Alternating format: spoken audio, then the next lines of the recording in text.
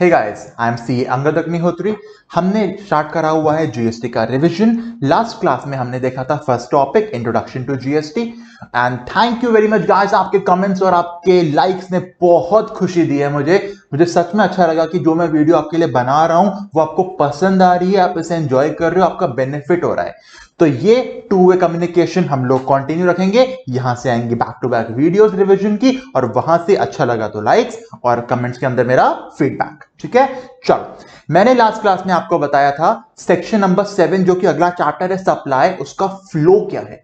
Sir section 7 के हैं 3 subsection. पहला है 7 सबसेक्शन 1 जो बताता है सप्लाई क्या बनेगा, इसके 3 क्लॉज ए बी और सी। उसके बाद आएगा 7 सबसेक्शन 1A जो बताएगा कि ऊपर जो सप्लाई बन चुका है वो गुड्स का है या सर्विस का है, यानी कि क्लासिफिकेशन आएगा। फिर आएगा 7 सबसेक्शन 2 जो कि बताएगा नेगेटिव लिस्ट, कि चाहे 7 सबसेक्शन 1 ने सप्लाई बोला हो, पर अगर 7 सबसेक्शन 2 ने बोला नहीं भाई साहब हम सप्लाई नहीं मानेंगे, हम इसको नेगेटिव लिस्ट में लेके जाना चाहते हैं, तो अब वो चीज सप्लाई नहीं बनेगी।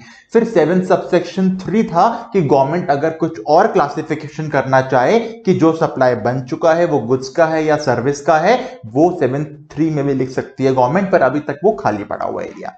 खैर, अब चलते हैं सबसे पहले टॉपिक के ऊपर। यह टॉपिक है 7 सबसेक्शन 1 जिसके हैं 3 क्लॉज ए बी और सी कि सप्लाई आखिर होता क्या है। तो पहले मैं लेके जा रहा हूं आपको सेक्शन 7 सबसेक्शन 1 क्लॉज ए। ये कहता है supply means all forms of supply of goods और सर्विस और बोथ, मतलब गुड्स दो वो भी सप्लाई, सर्विस दो वो भी सप्लाई, दोनों का कॉम्बिनेशन बना के दो वो भी सप्लाई। अब जो आप दे रहे हो, चाहे सेल के नाम से दो, ट्रांसफर के नाम से दो, बार्टर के नाम से दो, एक्सचेंज के नाम के दो, लीव्स के नाम से दो, डिस्पोजल के नाम से दो, फर्क नहीं पड़ता।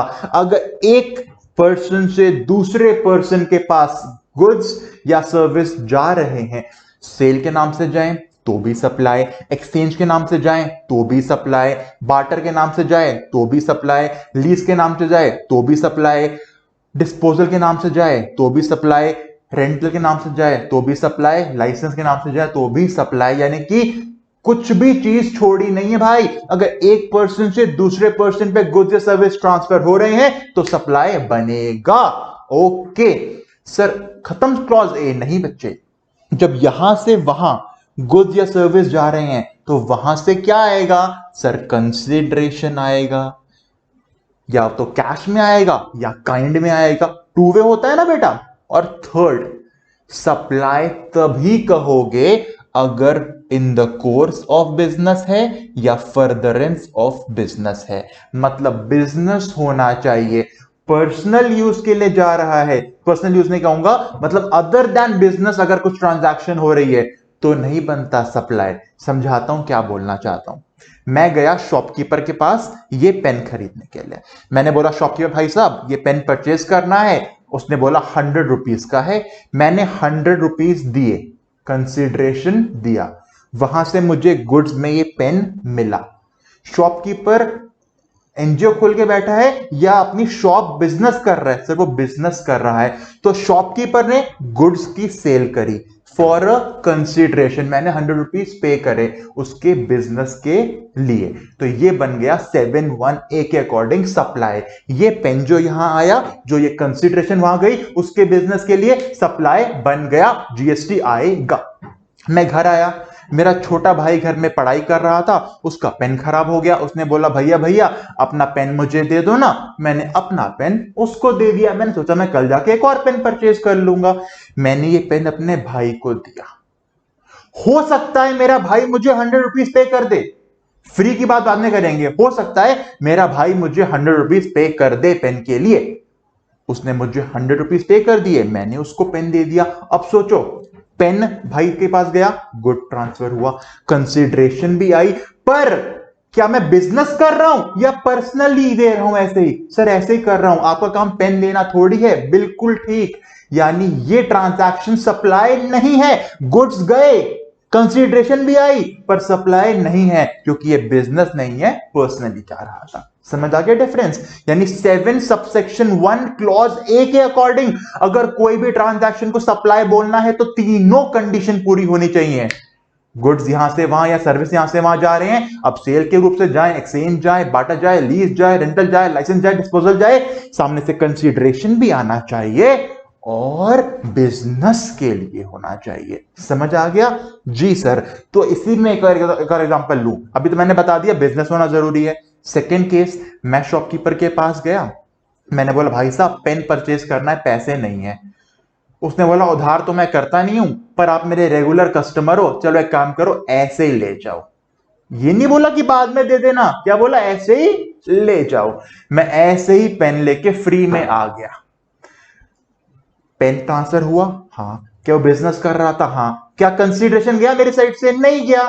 तो सप्लाई 7(1)(a) के अकॉर्डिंग नहीं बनेगा, क्योंकि 7(1)(a) के अकॉर्डिंग सप्लाई बनना है तो तीनों पॉइंट्स पूरे होने चाहिए। गुड्स यहां से वहां, सर्विस यहां से वहां, कंसीडरेशन का ट्रांसफर और बिजनेस के लिए। समझ आ गया? ठीक है, और थोड़ा डीप में चलते हैं इसके अंदर। सर एक्सचेंज का एग्जांपल लेके बताओ। मैं बताता हूं।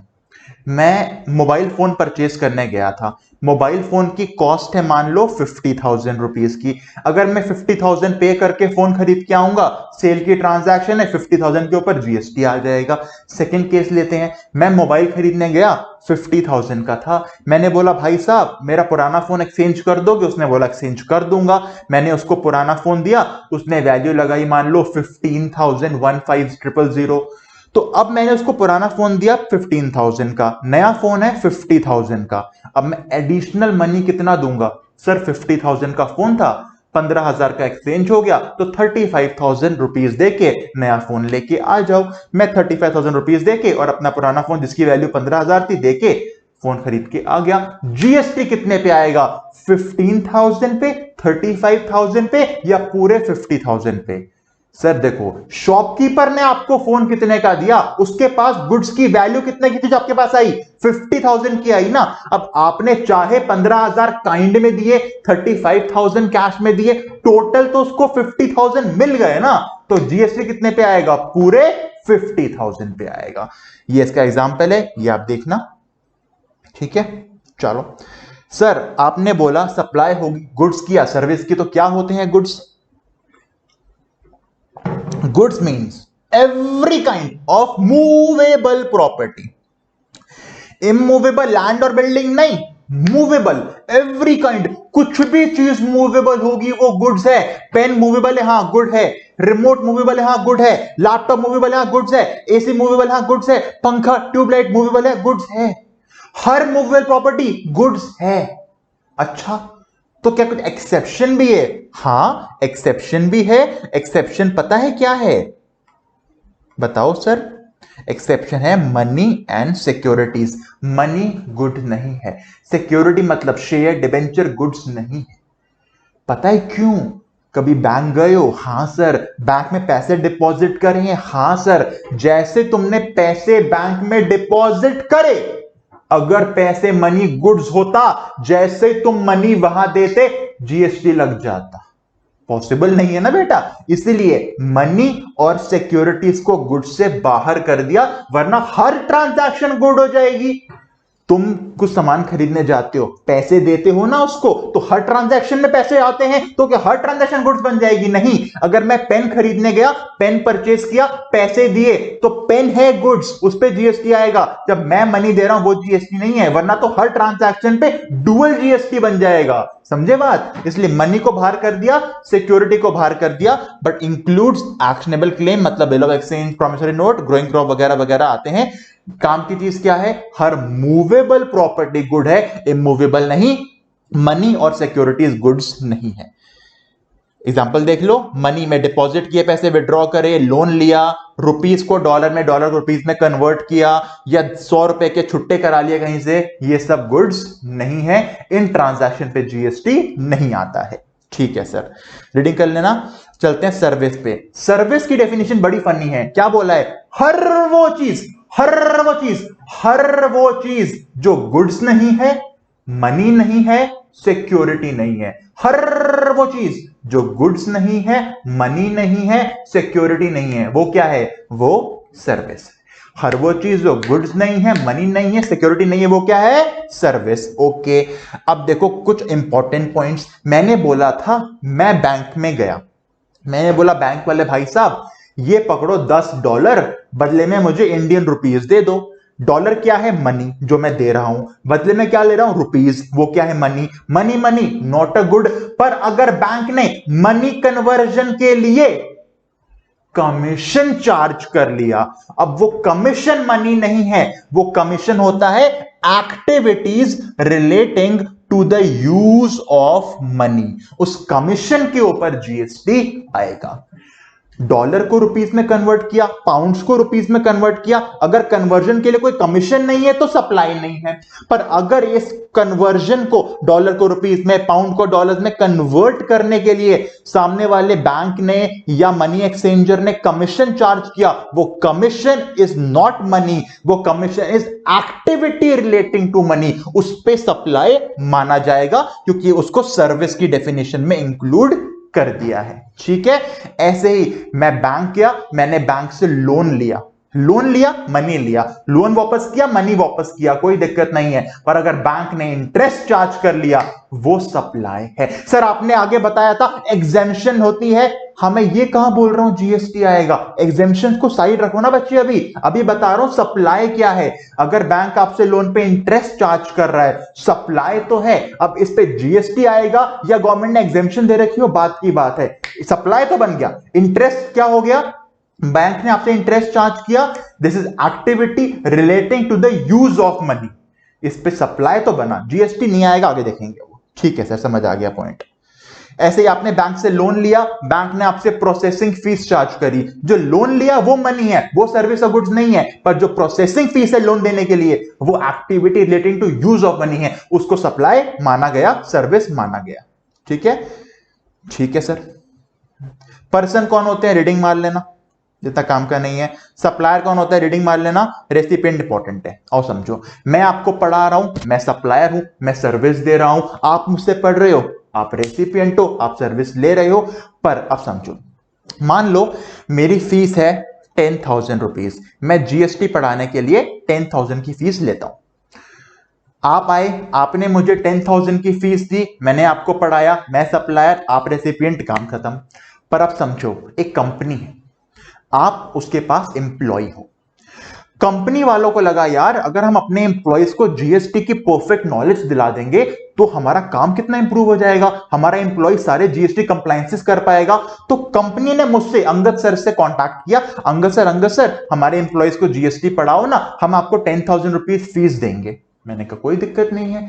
कंपनी मुझे 10,000 दे रही है कि उनका एक एम्प्लॉय आके मुझसे पढ़ेगा। मैंने किसको पढ़ाया? एम्प्लॉय को। मुझे फीस कौन दे रहा है? एम्प्लॉय या कंपनी? कंपनी। तो रेसिपिएंट माना जाएगा वो कंपनी, एम्प्लॉय नहीं। वही बोला है, अगर कंसिडरेशन पेएबल है, 10,000 मुझे कंसिडरेशन मिल रहा है ना, तो मेरा रेसिपिएंट कौन है? जिसको मैं गुड्स या सर्विस दे रहा हूं वो, या जिसने मुझे पेमेंट करी वो? The person who is liable to pay. क्योंकि अगर मैं उसको 10,000 का बिल दूंगा और मैंने जीएसटी चार्ज किया तो कंपनी उसका इनपुट का क्रेडिट ले पाए। इसीलिए पॉइंट बोला, अगर कंसिडरेशन पेबल है तो जो पे करेगा वो माना जाएगा रेसिपिएंट, और अगर कंसिडरेशन पेबल नहीं है तो जिसको गुड्स दे रहा हूं या जिसको सर्विस दे रहा हूं वो बना जाएगा रेसिपिएंट। यानी अगर मैं फ्री में पढ़ा रहा होता तो चाहे कंपनी मुझे भेजे या आप डायरेक्टली आओ, जो मुझसे पढ़ रहा होगा वो माना जाएगा रेसिपिएंट। ठीक है, यानी इसमें याद रखना, कंसिडरेशन पेबल है तो जो पे करेगा वो रेसिपिएंट, कंसिडरेशन पेबल नहीं है तो जिसके पास गुड्स जा रहे हैं या जिसको सर्विस दी जा रही है वो रेसिपिएंट। ये रीडिंग मार लेना। बैंक में पैसे डिपॉजिट करे, विड्रॉ करे, लोन लिया, करेंसी कन्वर्ट किया, ये सब मनी है, ना गुड्स ना सर्विस, हेंस नो सप्लाई। पर लोन के ऊपर इंटरेस्ट आया, प्रोसेसिंग फीस आई लोन के ऊपर, करेंसी कन्वर्ट करने पे कमीशन आया, ये सब एक्टिविटी यूज ऑफ मनी है, ये सप्लाई ऑफ सर्विस है। जीएसटी इस पे आएगा या नहीं आएगा, एग्जेम्पशन है या नहीं, बाद में पढ़ेंगे, अभी बता रहा हूं सप्लाई तो है। सर कंसीडरेशन क्या होता है? इतना याद रखो, कंसीडरेशन मींस कैश हो, काइंड हो, कुछ भी हो, अगर एक तरफ से गुड्स या सर्विस गए, सामने से कैश आए या सामने से काइंड आए, अगर कंसीडरेशन आ गया तो जो भी सामने से गुड्स या सर्विस के लिए आता है उसे कहते हैं कंसीडरेशन। मैं पेन खरीदने गया, मैंने 100 रुपीज दिए, ये हो गया कंसीडरेशन। मैं पेन खरीदने गया, मनी नहीं था, मैंने 10 पेंसिल पकड़ा दी, एक्सचेंज हो गया, ये हो गया कंसीडरेशन। ये तो नॉर्मल चीज आप कर लोगे, पर कुछ इंपॉर्टेंट पॉइंट्स कंसीडरेशन में कंसीडरेशन में 4 इंपॉर्टेंट पॉइंट हैं। पहला इंड्यूसमेंट, दूसरा फोरबियरेंस, तीसरा सब्सिडी और चौथा डिपॉजिट। 4 इंपॉर्टेंट पॉइंट क्या है? Inducement, forbearance, subsidy, security, deposit. पहले जानते हैं इंड्यूसमेंट। इंड्यूसमेंट का मतलब होता है बच्चे लालच देना। क्या देना? लालच देना। और समझो क्या होता है, बताऊंगा एग्जांपल से। एक हाईवे पे ढाबा था। ढाबे पे क्या होता है, हम लोग जब हाईवे पे जा रहे होते हैं, भूख लगती है, ढाबे पे रुकते हैं, कुछ खाते हैं, पैसे देते हैं, आ जाते हैं। ढाबे वाला खाना दे रहा है मतलब गुड्स सर्विस, बदले पैसे ले रहा है मतलब कंसीडरेशन। सोचो एक बस आके रुकी ढाबे पे, बस रुकी, पैसेंजर उतरे, पैसेंजरों ने कंसीडरेशन मतलब मनी दिया, बदले में खाना खाया, कोई दिक्कत नहीं है, सप्लाई बन जाएगा। जो बस का ड्राइवर था, जो बस को वहां पे लेके आया कि सारे पैसेंजर आके खाना खाएं, अब अगर ढाबे वाला बस के ड्राइवर को फ्री में 500 रुपए का खाना खिलाता है, क्यों फ्री में खिला रहा होगा? कि वो इस खुशी से, लालच मिल जाए, फ्री का खाना मिलेगा, हर बार बस को वहीं पे रोके। तो जो अब ढाबे वाले ने बस वाले ड्राइवर को फ्री में 500 का खाना खिलाया है ना, ये फ्री नहीं है, ये लालच दिया जा रहा है, इंड्यूसमेंट किया जा रहा है। तो इस 500 को भी सप्लाई माना जाएगा। सर उल्टा केस बनाओ ना एक बार, अगर ढाबे वाला हर ड्राइवर को फ्री में खाना खिलाए, कि वो वहां पे बस लाके रोके एक पैसेंजर को या ना रोके, हमेशा फ्री में खिलाए, तो फिर ये लालच कहां हुआ? फिर तो ये फ्री हुआ, फिर नहीं बनेगा कंसीडरेशन। इंड्यूसमेंट मतलब लालच बनना चाहिए। ढाबे वाला अगर ये बोलता है कि बस वाला पैसेंजर लाएगा, यहां रोकेगा, तभी फ्री में दूंगा, तो ये फ्री नहीं है, ये लालच है, ये इंड्यूसमेंट है, और ये ट्रांजैक्शन पे भी जीएसटी आना चाहिए, सप्लाई बनेगा। समझ आया इंड्यूसमेंट क्या होता है? एग्जांपल देखना। सेकंड, पेप्सी ने सोने का, गोल्ड का बैट दिया एमएस धोनी को कि आप हमारे ब्रांड एम्बेसडर बन जाओ, हम जब ऐड करेंगे उस ऐड में आके बोलना पेप्सी ये दिल मांगे मोर। धोनी क्यों बोल रहा है ये? क्योंकि उसको पेप्सी गोल्ड का बैट मिला है, इंड्यूसमेंट है। तो ये गोल्ड का बैट जो दिया गया है ये कंसीडरेशन है, ठीक है, सप्लाई बनेगा। एक होता है फोरबियरेंस।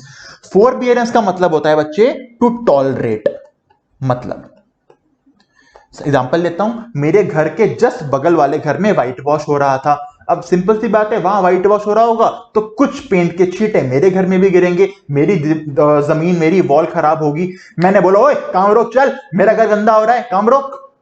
अब जो व्हाइट वॉश करने वाला है वो मेरे पास आया, कहता सर एक काम करो, अभी गंदा हो रहा है, होने दो, टॉलरेट करो, जब हमारा वहां काम कंप्लीट हो जाएगा, हम ये आपकी वॉल जो गंदी हुई है ना, इसको पेंट करने में जो 5-6 हजार का खर्चा आता है, हम फ्री में करेंगे आपके लिए, अभी आप टॉलरेट करो। मैंने कहा ठीक है। क्या एहसान कर रहा है मेरे पे? नहीं, फोरबियरेंस हो रहा है, मैं टॉलरेट कर रहा हूं गंदा होना, ताकि उसका काम पूरा हो पाए। तो जो वो 5,000-6,000 का पेंट करके जाएगा ना मेरी वॉल्स पे, ये भी सप्लाई बनेगा। उस बंदे को गवर्नमेंट को जीएसटी पे करना पड़ेगा। तो क्या हुआ, मैं उसको पे नहीं कर रहा, पर वो आगे वाले से चार्ज कर लेगा, फ्री में थोड़ी ना करेगा। यानी फॉरबियरेंस जो फ्री में काम करके देना पड़ रहा है मुझे, लालच नहीं है, मैं टॉलरेट कर रहा हूं, इसको कहते हैं फॉरबियरेंस, ये भी सप्लाई बनता है। समझ आ गया?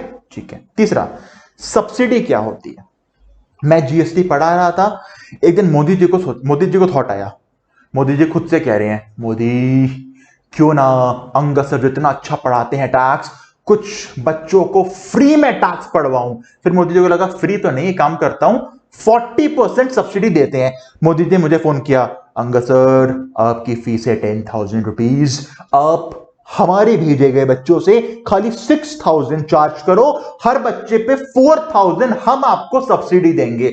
मतलब मैं बच्चों को पढ़ा रहा हूं, मुझे पैसे कैसे मिल रहे हैं? 6,000 बच्चा दे रहा है, 4,000 गवर्नमेंट दे रही है सब्सिडी के नाम से, मुझे पूरे 10 मिल रहे हैं। 6,000 बच्चे से, 4,000 गवर्नमेंट से। सप्लाई कितना बनेगा? सिर्फ 6,000। जो 4,000 गवर्नमेंट से एज अ सब्सिडी मिल रहे हैं उस पर सप्लाई नहीं है।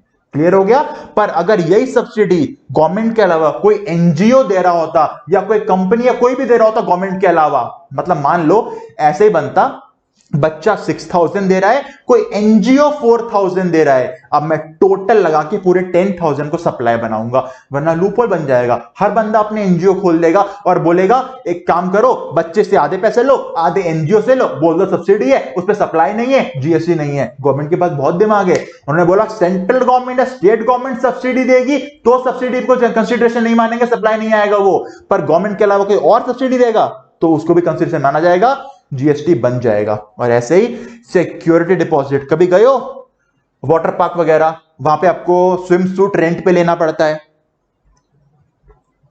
जब रेंट पे लेते हो तो आपसे कुछ सिक्योरिटी डिपॉजिट भी लिया जाता है कि आपने सूट फाड़ वाड़ दिया तो पैसे एडजस्ट कर लेंगे। पर अगर आपने सूट प्रॉपरली वापस कर दिया तो जितना आपने डिपॉजिट किया होता है वो पूरा आपको वापस मिल जाता है। तो सिक्योरिटी डिपॉजिट वैसे तो जीएसटी में नहीं आता, वैसे सप्लाई नहीं है वो, कंसिडरेशन नहीं है वो, पर अगर सिक्योरिटी डिपॉजिट को रेंट से एडजस्ट कर दिया तो अब वो सप्लाई बन जाएगा। ठीक है सर, इसके एग्जांपल देखो। एक गारमेंट शॉप का ओनर है गोवा के बीच पे, वो स्विम सूट रेंट पे देता है और 500 रुपीज की सिक्योरिटी लेता है, कहता है रिफंडेबल है, जब कपड़े वापस देके जाओगे 500 रुपए लेके जाना वापस। तो ये कंसिडरेशन नहीं है 500, जो रेंट होगा वो कंसिडरेशन है, ये डिपॉजिट कंसिडरेशन नहीं है। पर अगर एडजस्ट कर दिया कल को जाके कि यार उसने कपड़े फाड़ दिए, कह रहा मैं 500 वापस नहीं कर रहा या मैं 400 वापस नहीं कर रहा, तो ये जितना वापस नहीं कर रहा वो बन जाएगा कंसिडरेशन, उसके ऊपर भी जीएसटी आएगा, सप्लाई बन जाएगा। ठीक है, ठीक है सर। अब चलते हैं बिजनेस की डेफिनेशन के ऊपर। बहुत बड़ी डेफिनेशन, अभी हम 7(1)(a) पे चल रहे हैं बच्चे। 7(1)(a) क्या कहता था? किसी भी चीज को सप्लाई बनाना है तो 3 कंडीशन पूरी। पहला सेल एक्सचेंज बार्टर, वो देख लिया, गुड सर्विस देख लिया, बदले में कंसिडरेशन देख लिया, अब बिजनेस होना जरूरी है। बिजनेस क्या होता है देखते हैं। पहला सिंपल, कोई भी trade, commerce, manufacture, profession, vocation, adventure, wager, कुछ भी हो इसे कहेंगे बिजनेस। पढ़ा रहा हूं बिजनेस, पेन बेचूंगा बिजनेस, एसी बनाऊंगा बिजनेस, हर चीज बिजनेस, गोलगप्पे वाले से लेके ऑटो चलाने वाला सब कुछ क्या है हमारे लिए? बिजनेस। ये इनकम टैक्स नहीं है कि बिजनेस अलग होगा प्रोफेशन अलग होगा, ये हर चीज बिजनेस में आती है। ये तो सिंपल था। अब ध्यान से देखो, बहुत बड़ी डेफिनेशन है बिजनेस की। देखो इतनी बड़ी डेफिनेशन, एग्जांपल लेके कराऊंगा। अगले देखो, कोई भी एक्टिविटी या ट्रांजैक्शन जो इंसिडेंटल है या एंसिलरी है टू ए अबव, मतलब जो आपका मेन बिजनेस है, जैसे मेरा पढ़ाना मेन बिजनेस है, इससे लिंक कोई भी एक्टिविटी करूंगा ना वो बिजनेस है। मतलब समझो ये लैपटॉप मैंने परचेज किया कि मैं आपको पढ़ाऊंगा इससे, कल को बोर हो गया, ये लैपटॉप मैंने जाके सेल कर दिया। गवर्नमेंट कहती है रुको, जो लैपटॉप तुमने सेल किया है क्या ये बिजनेस में यूज हुआ था? मैंने कहा हाँ, तो जब ये लैपटॉप सेल होगा ये भी सप्लाई माना जाएगा, इस पे भी जीएसटी आएगा। कितने अमाउंट पे आएगा वो छोड़ो, पर जब लैपटॉप सेल होगा ये भी सप्लाई माना जाएगा। मैंने कहा भाई मेरा काम लैपटॉप बेचना नहीं है, मेरा काम पढ़ाना है। पर गवर्नमेंट ने बोला जो ये लैपटॉप तुम बेच रहे हो क्या तुम्हारे बिजनेस में यूज हुआ था? मैंने कहा हाँ, तो ये लिंक हो गया। कोई भी एक्टिविटी बिजनेस से लिंक हो गई, बिजनेस बन गया। जो अकेडमी में एसी लगा, एसी बेचूंगा, ट्यूबलाइट बेचूंगा, पंखा बेचूंगा, ये भी बिजनेस माना जाएगा। ओ हो। और एग्जांपल देखो बच्चे इसका, शॉपकीपर के पास कुछ फर्नीचर पड़ा हुआ था शॉप में, उसने वो बेच दिया, बिजनेस माना जाएगा, सप्लाई बनेगा। मैन्युफैक्चरर के पास, मैन्युफैक्चरर होता है जो पेन बनाता है, पेन बना रहा था, जिस मशीन से पेन बना रहा था, मशीन बिजनेस में यूज हो रही थी ना, कल को जाके मशीन पुरानी हो गई, उसने बेच दी। अगर कबाड़ी वाले को स्क्रैप में बेचेगा, भले ही बदले में 1000 रुपए मिलेंगे, उस पर भी जीएसटी आएगा, क्योंकि ये मशीन बिजनेस से यूज हो चुकी थी। और ये सारा गेम पता है क्यों है? इनपुट टैक्स क्रेडिट का गेम है। जब आपने गुड्स खरीदे, लैपटॉप भी खरीदा, उस पर इनपुट तो लिया होगा, इनपुट का क्रेडिट तो लिया होगा। अब चाहे तुम 1000 का बेचो या करोड़ का बेचो, जितने का भी बेचोगे उसको सप्लाई माना जाएगा, उस पे जीएसटी गवर्नमेंट को देना पड़ेगा। ठीक है सर। मतलब सर अगर मैं कोई भी बिजनेस का एसेट बेचूंगा, बदले में पैसे लूंगा, तो जीएसटी आएगा, हाँ आएगा।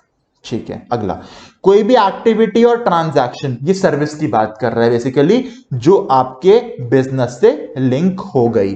बी वाला पॉइंट गुड्स की बात कर रहा था, ये सर्विस की बात कर रहा है। जब सर्विस की बात कर रहा है तो ना आपको वॉल्यूम देखनी है, कितनी बड़ी सर्विस दी आपने, ना फ्रीक्वेंसी, ना कॉन्टिन्यूटी। एग्जांपल समझो, मेरा काम आपको पढ़ाना है, ऑनलाइन पढ़ा रहा हूं तो मुझे लैपटॉप को कैसे स्क्रीन रिकॉर्डिंग करनी है, कौन सा माइक लगाना है, पूरी नॉलेज होगी। मतलब एक दिन कोई नया टीचर मार्केट में आया, कहता सर अंगद सर मुझे बता दो ऑनलाइन सेटअप कैसे बनाते हैं, मुझे भी बनाना है। मैंने कहा बता दूंगा, दोस्ती अपनी जगह, धंधा अपनी जगह भाई, मुझे चाहिए तुझसे 30,000 रुपीज, तब तो को दूंगा प्रोफेशनल एडवाइस। उसने बोला कोई बात नहीं।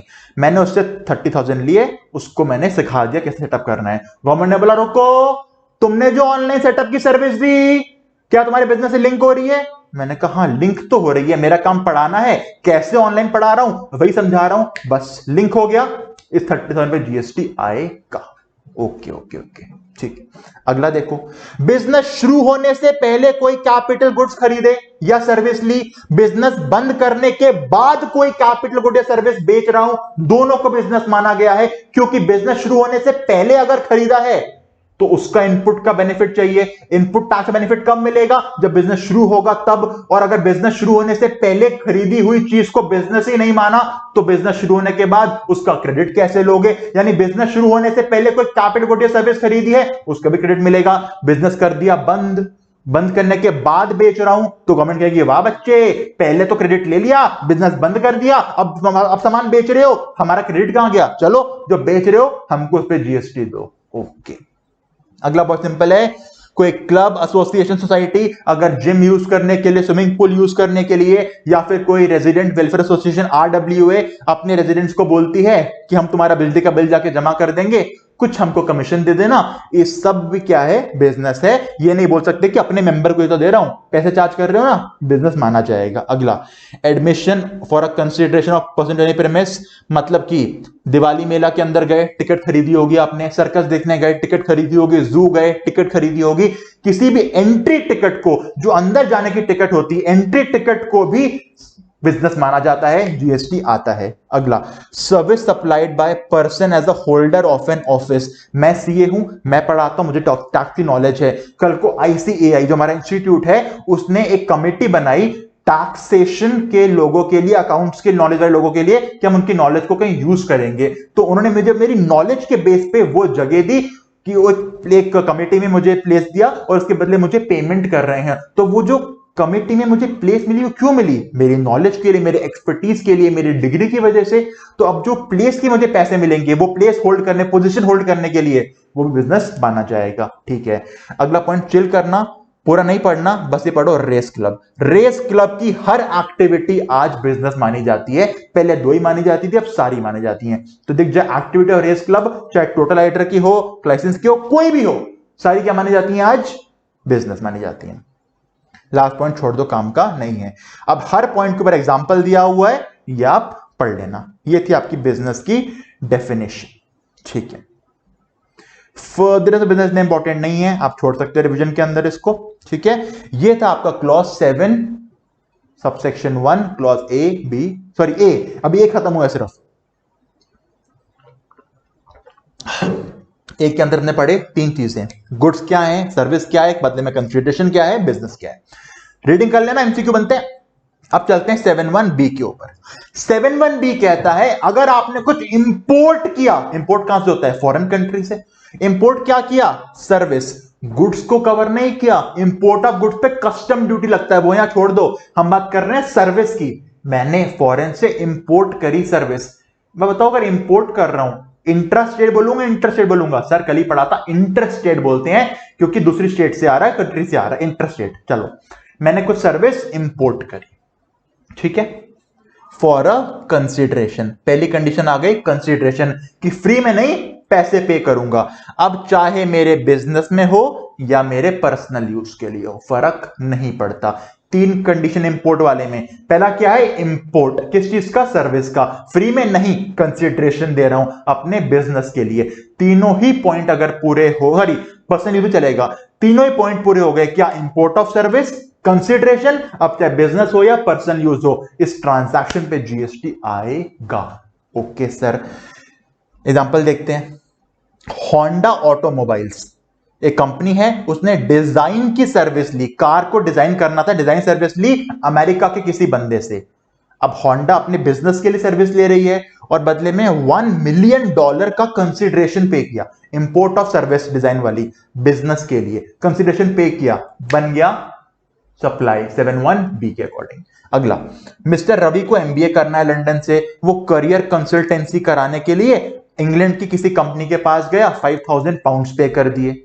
पढ़ना चाहता है personal use MBA, import of service, foreign से करियर कंसल्टेंसी सर्विस ली, 5000 पाउंड पे करे कंसिडरेशन पर्सनल यूज के लिए, पर यूज देखना है नहीं, सप्लाई बनेगा।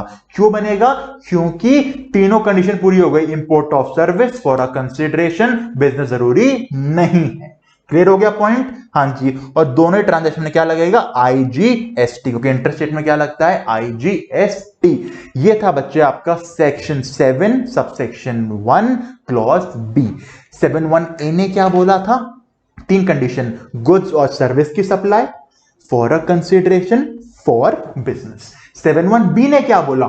Import of service for a consideration, business होना जरूरी नहीं। क्लियर हुआ?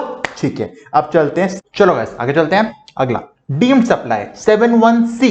देखो अब 7(1)(c) कहेगा अगर आपने किसी को गुड्स या सर्विसेज दिए, चाहे आप सेल बोलो ना बोलो, चाहे कंसिडरेशन ही ना हो, फ्री में क्यों ना दे रहे हो, उसको भी सप्लाई मानेंगे। 7(1)(c) हमेशा पढ़ा जाता है विद शेड्यूल 1। शेड्यूल 1 में जो जो आइटम लिखे हुए हैं, अगर वो ट्रांजैक्शन फ्री में ही क्यों ना हो रही हो, बदले में कोई कंसिडरेशन ना चार्ज हो, उसको भी सप्लाई मानेंगे। सर कौन सी है वो कंसिडरेशन? बताता हूं अभी आपको, पर एक बात जानो, फोरबियरेंस, इंड्यूसमेंट, सब्सिडी, सिक्योरिटी डिपॉजिट, ये कंसिडरेशन होते हैं जब मैं विदाउट कंसिडरेशन बोल रहा हूं, मतलब ना तो कैश, ना तो काइंड, ना फोरबियरेंस, ना इंड्यूसमेंट, ना सब्सिडी, ना डिपॉजिट, मतलब कुछ भी नहीं है भाई, कुछ नहीं मिलना बदले में, पर तब भी सप्लाई माना जाएगा। आओ बताता हूं पहली ट्रांजैक्शन कौन सी है। शेड्यूल 1 में जो आइटम है ना 1 2 3 4, इनको पैरा 1, पैरा 2, पैरा 3, पैरा 4 बोलते हैं। पहला पैरा, परमानेंट ट्रांसफर या डिस्पोजल किसी बिजनेस के एसेट का। और जब मैं बिजनेस एसेट बोल रहा हूं, मैं करंट एसेट, फिक्स्ड एसेट सारे बोलता हूं जिसपे आईटीसी, इनपुट टैक्स क्रेडिट लिया गया था। आओ कुछ देर पहले पढ़ा था बिजनेस की डेफिनेशन को, वहां बोला था बिजनेस का कोई भी एसेट अगर सेल कर दिया फॉर अ कंसिडरेशन तो 7(1)(a) के अकॉर्डिंग सप्लाई बन रहा था, क्योंकि 7(1)(a) में कंसिडरेशन जरूरी थी। पर यह कहता है आपने बिजनेस का कोई एसेट, लैपटॉप, एसी, फर्नीचर, कुछ भी, कैमरा वगैरह, अगर फ्री में भी किसी को दे दिया होगा ना, बस एक कंडीशन थी, जब वो खरीदा था वो लैपटॉप, वो फैन या वो एसी, अगर उसको परचेस करते टाइम जितना टैक्स पिछली पार्टी को पे किया था, यानी इनपुट वाला टैक्स, अगर उसका क्रेडिट ले लिया था बुक्स के अंदर, तो अब चाहे फ्री में ही क्यों ना किसी को दो, अगर डिस्पोजल कर दिया तो उसको भी सप्लाई माना जाएगा। बच्चे पूछते सर फ्री में दिया है उसकी वैल्यू क्या मानोगे, किस पे जीएसटी लगाओगे? पढ़ेंगे वैल्यूएशन में, अभी तो बता रहा हूं सप्लाई माना जाएगा। पर अगर कोई ऐसा बिजनेस एसेट था जो परचेस करते टाइम टैक्स तो पे किया था पर उसका क्रेडिट नहीं लिया, अब वो फ्री में दे रहे हो, तो अब वो सप्लाई नहीं है। फ्री में जा रहा है, विदाउट कंसिडरेशन जा रहा है, तो जरूरी है कि उसका इनपुट टैक्स का क्रेडिट लिया हो। यही तो गवर्नमेंट रोकना चाहती है कि लूपहोल ना बन जाए कि लोग बिजनेस का एसेट लाके बोलें अपने दोस्तों और भाइयों को फ्री में दे दें। समझो क्यों? मैं एक फोन खरीदने गया, फोन मुझे पड़ रहा है 50,000 प्लस जीएसटी का। वही फोन अगर अपने बिजनेस का दिखाऊंगा तो जीएसटी का तो क्रेडिट ले लूंगा मैं, है ना, और खाली फोन की वैल्यू मुझे पड़ेगी। तो ऐसे मेरे दोस्त यार जो बिजनेस प्रोफेशन नहीं करते, वो मेरे बिजनेस के नाम पे फोन लेंगे और बोलेंगे अंगद जीएसटी का अमाउंट तो अपने बिजनेस का क्रेडिट के ले लियो, हमें फोन मिल जाएगा बिना जीएसटी के। कर सकते हैं लोग ऐसा? ये ना हो पाए इसलिए पॉइंट डाला कि अगर आपके बिजनेस का कोई एसेट जिसमें आपने आईटीसी क्लेम किया है, अगर वो फ्री में भी क्यों ना दे रहे हो, उस ट्रांजैक्शन को भी सप्लाई माना जाएगा। आओ बिजनेस से लिंक करूं, डेफिनेशन से लिंक करूं। मैंने कोई एसेट खरीदा, मैंने कोई एसेट खरीदा, लिख लेना जो बोल रहा हूं, मैंने कोई बिजनेस का एसेट खरीदा, आईटीसी लूं या ना लूं? अगर फॉर कंसिडरेशन सेल किया, भले 100 रुपए 10 रुपए क्यों ना चार्ज करे हो, अगर कंसिडरेशन चार्ज कर रहा हूं तो आईटीसी देखना ही नहीं है, हमेशा 7(1)(a) के अकॉर्डिंग सप्लाई बनेगा। पर अगर कोई एसेट फ्री में दे रहा हूं तो 7(1)(c) के अकॉर्डिंग सप्लाई तभी माना जाएगा अगर वो एसेट खरीदते टाइम इनपुट का क्रेडिट लिया होगा। क्लियर? ठीक है सर, डन हो गया। एग्जांपल पढ़ लेना, आपको क्लियर हो जाएंगे। लैंड और बिल्डिंग तो बच्चे ना गुड्स होते हैं ना सर्विस होती है। तो अगर लैंड और बिल्डिंग किसी को बेच रहा हूं, जिस बिल्डिंग में पढ़ाता हूं मैं, ये बिल्डिंग किसी को सेल कर रहा हूं तो सप्लाई नहीं है, क्योंकि लैंड और बिल्डिंग तो ना गुड्स है ना सप्लाई है, और सप्लाई बनने के लिए गुड्स या सर्विस होना चाहिए, और गुड्स और सर्विस सिर्फ इमूवेबल होते हैं, सॉरी सिर्फ मूवेबल होते हैं, इमूवेबल तो कवर्ड ही नहीं है, तो छोड़ दो उसको। अगला पैरा 2। पैरा 2 कहता है अगर दो रिलेटेड पर्सन के बीच गुड्स या सर्विस गए विदाउट कंसिडरेशन, उसको भी सप्लाई बोलेंगे, वरना लूपहोल बन जाएगा यार। मैं अपने भाई को सामान बेचूंगा, बोलूंगा मेरा भाई ये फ्री में ले गया, सप्लाई नहीं बनेगा, इसलिए रिलेटेड पर्सन को हम सप्लाई मानेंगे हमेशा। सर कौन होते हैं रिलेटेड पर्सन? ये डेफिनेशन है, रीडिंग कर लेना बस। ऑफिसर डायरेक्टर एक दूसरे के बिजनेस के, मैं दूसरी कंपनी का ऑफिसर, वो मेरी कंपनी में डायरेक्टर, हम दोनों क्या होगा? रिलेटेड।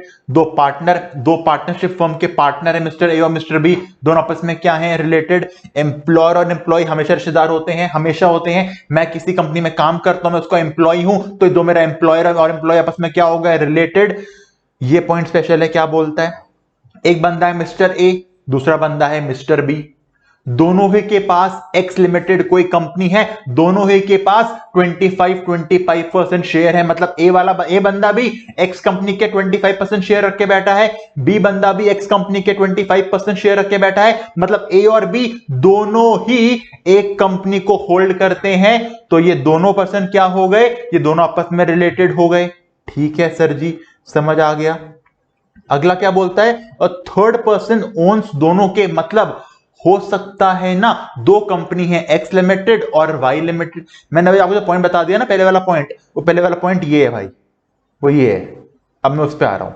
हाँ, ये थर्ड पॉइंट क्या बोल रहा था कि एक कंपनी है एक्स लिमिटेड, एक कंपनी है वाई लिमिटेड, और मैं हूं एक मिस्टर अंगद, मेरे पास एक्स कंपनी के भी 25% शेयर, वाई कंपनी के भी 25% शेयर, दोनों में कंट्रोलिंग है मेरे पास। तो एक्स कंपनी और मैं रिलेटेड है, हाँ। वाई कंपनी में रिलेटेड है, हाँ। पर इस वजह से क्योंकि मेरे पास दोनों का कंट्रोलिंग स्टेक आ गया, 25% शेयर, एक्स और वाई आपस में भी क्या हो गए? रिलेटेड।